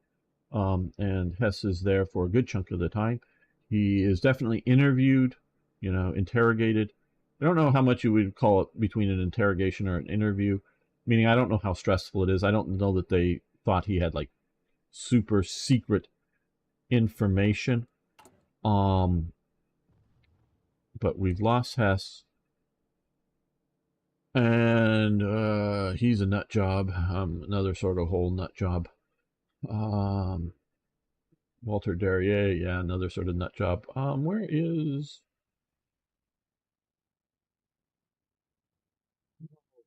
Claude? The secretary dude. Again, I blank on names. Um, Oh boy, I'm picturing his face. I don't, the controller of Hitler, at the Berchtesgaden and other places, but not one of these guys. I don't know, who should take over for this job. But, well, he's an estate down. Well, we'll look at some of these maybe here. But that's sort of the story of Rudolf Hess. Yeah, Martin Bormann. Thank you, Starstreak. I just blank again. If you're new here, for some reason, and not just because I've always done this, just for some reason, proper individual names or place names or something, I just blank on them. But yes, Martin Bormann. As soon as you say Bormann, I get the whole thing. Yes, and I forget his brother's name, but is also not high up, but is like one of Hitler's drivers. But he becomes the gatekeeper for Hitler. And he also becomes, in essence, the guy who is controlling the NSDAP party. He sort of takes over from Rudolf Hess. But unlike Hess, Martin Bormann is never in the public eye. Not that you don't like see him around, when they he's in the background, in pictures and things, that are publicly promoted up, but he is never like a speaker or a public appearance kind of guy. He's always there, if seen in the background.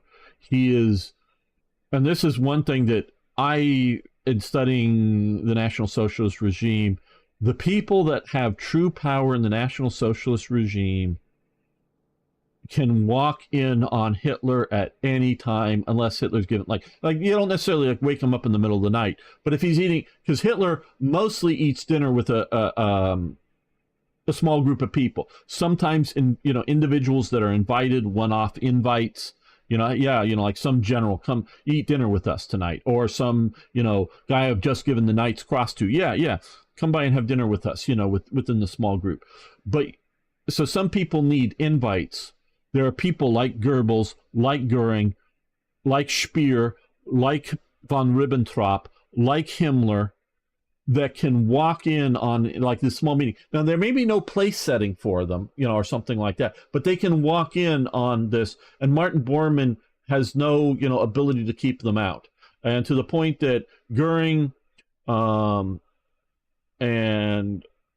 I think Himmler, build houses, they pay for and have houses built on the Berchtesgaden compound. Speer can just show up because Speer, before he becomes politically powerful, he just becomes a buddy of Hitler. And he can come and hang out with Hitler whenever he wants to, literally sort of hang out. And sometimes they hang out and play model city building project. And you see some photos of them looking around models that, not so much that Speer builds, but Speer, designs the blueprints, and model makers make, updated cities. And so they play, model town together, or whatever, what Germany's going to look like together. That's, instead of railroads, it's model towns. When Hitler does his one, visit to Paris, he brings with him as special guests Albert Speer and Arno Becker. He is a sculptor, an art sculptor, who skates through the post-war period pretty well. But as sort of art and architecture buddies to come and look at some of the, Paris architecture and whatnot, because Hitler's an architecture buff. And so, brings those two guys with them as, special guests to that. And before either of them are really political, well, Arno Becker never steps into a political role. He just stays a sculptor, basically. Sculpts about a bunch of famous people and things, and maybe some other artwork, but he stays that. But Speer obviously does take over armaments production, and prior to that, he is running construction projects, small to medium size construction projects, and then he steps in and takes over all construction projects and all armaments production, sort of, kind of. There's lots of wrangling going on, but that's sort of how I judge political power within the National Socialist regime, is your access to Hitler. Sorry. If you need to go through, if you need Martin Bormann's permission to get a meeting with Hitler, schedule with Hitler, you're not in the top tier. Like I say, Goebbels, Goering, Himmler, Ribbentrop, and Speer are all, and those are the ones that are coming to my mind, are all in the, I can invite myself to tea time because I also, when at Berchtesgadens, when the weather is suitable enough, late afternoon, Hitler walks from his house, because this isn't where Berchtesgaden, do I have the Ansberg, where, no, Munich, no, we're down here, Berchtesgaden, down here. He has his house, but up on a mountain, behind his house, there's sort of like a tea place kind of thing. And it takes about, I don't know, 20-minute walk or something up there. And a group of people every day walk up with Hitler, though normally it's one or two people walking next to Hitler, and then a gaggle of people behind, out of earshot. So you can sort of have a private conversation walking up to tea, and then walking back down from tea afterwards. And he does that just about every day. And so if you're one of the crew that gets routinely invited, some of them are like the secretaries, just to have some, female. And it's not just, just sort of mostly be a friendly chatter, hangout kind of thing, not necessarily talking about big, heavy stuff, just, whatever it is they're talking about. But if you're invited to that sort of crowd and you crash that at will, you're in the power circle of National Socialism. Like I say, there are people that are part of that circle but are not. Oh, and Martin Bormann is definitely one of those people. He's controlling the situation. That's why he is so powerful. There are definitely a few people, you can think of like Eva Braun and a few others, and that are there that are not politically powerful just because of various social, related to somebody, or like Hoffman is Hitler's photographer, and he is sort of somewhat in that group, definitely photographing them a lot. So I would definitely put him to some degree in that group, but he's just sort of the state photographer, the Hitler photographer, beyond that, and running photo studios, not, so has political access to photograph whatever, and only, the state will then determine what gets published, out there. But, private moments of Hitler, it's often Hoffman or one of Hoffman's crew that are photographing Hitler. So you get these sort of some inner circle people that are not, like I say, politically connected or running political organizations at any real level. So yeah, that's sort of the story of Hitler and Hess trying to be a good boy and solve the problem and causing more problems. Well, I want to thank everyone who's made it this far with me on this episode. Hopefully, I know it wasn't much war, we did do some reorganization of production line, and thanks, folk, for that. I really do appreciate all of your support you give me, not just financially, but all the good support you do over on, well, also use this to pimp out our Discord server. If I know in the live stream there should be a link to it, but if there isn't and you want to, I know there's a link on the main channel page, or ask again, and I'll post the link to our Discord server where we hang out and talk and chat and all kinds of stuff, play, whether it's Hearts of Iron, sometimes multiplayer, or play other games together, not just with me, but with each other.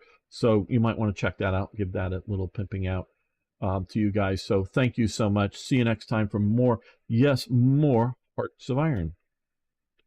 All right, let's make a save. I think we're going to end this here today. 4 hours is about as much talking as I want to do. So thank you, Star Streak, Scaven, Beam Slam, Folk, of course. Yeah, remember to like, follow, subscribe if you're new around here. Who else has been hanging out with me recently? I know some people here. I don't know. Aiden may not be still around. Arno, if you're still around, thanks for hanging out. ZZ, Frog Eyes, Toy Jet, don't know who's still here. Harry, but yeah, thanks everyone. Dominique, thanks for hanging out with me. I'll be back tomorrow. Oh, hello. Sorry, Faros Asgard. Don't know if I know what Asgard is, but yeah. Thanks for hanging out. I'll be back tomorrow. We'll be playing, I do believe. I do want to try some Hell Let Loose, but I got to know that there's enough people that are committed to showing up.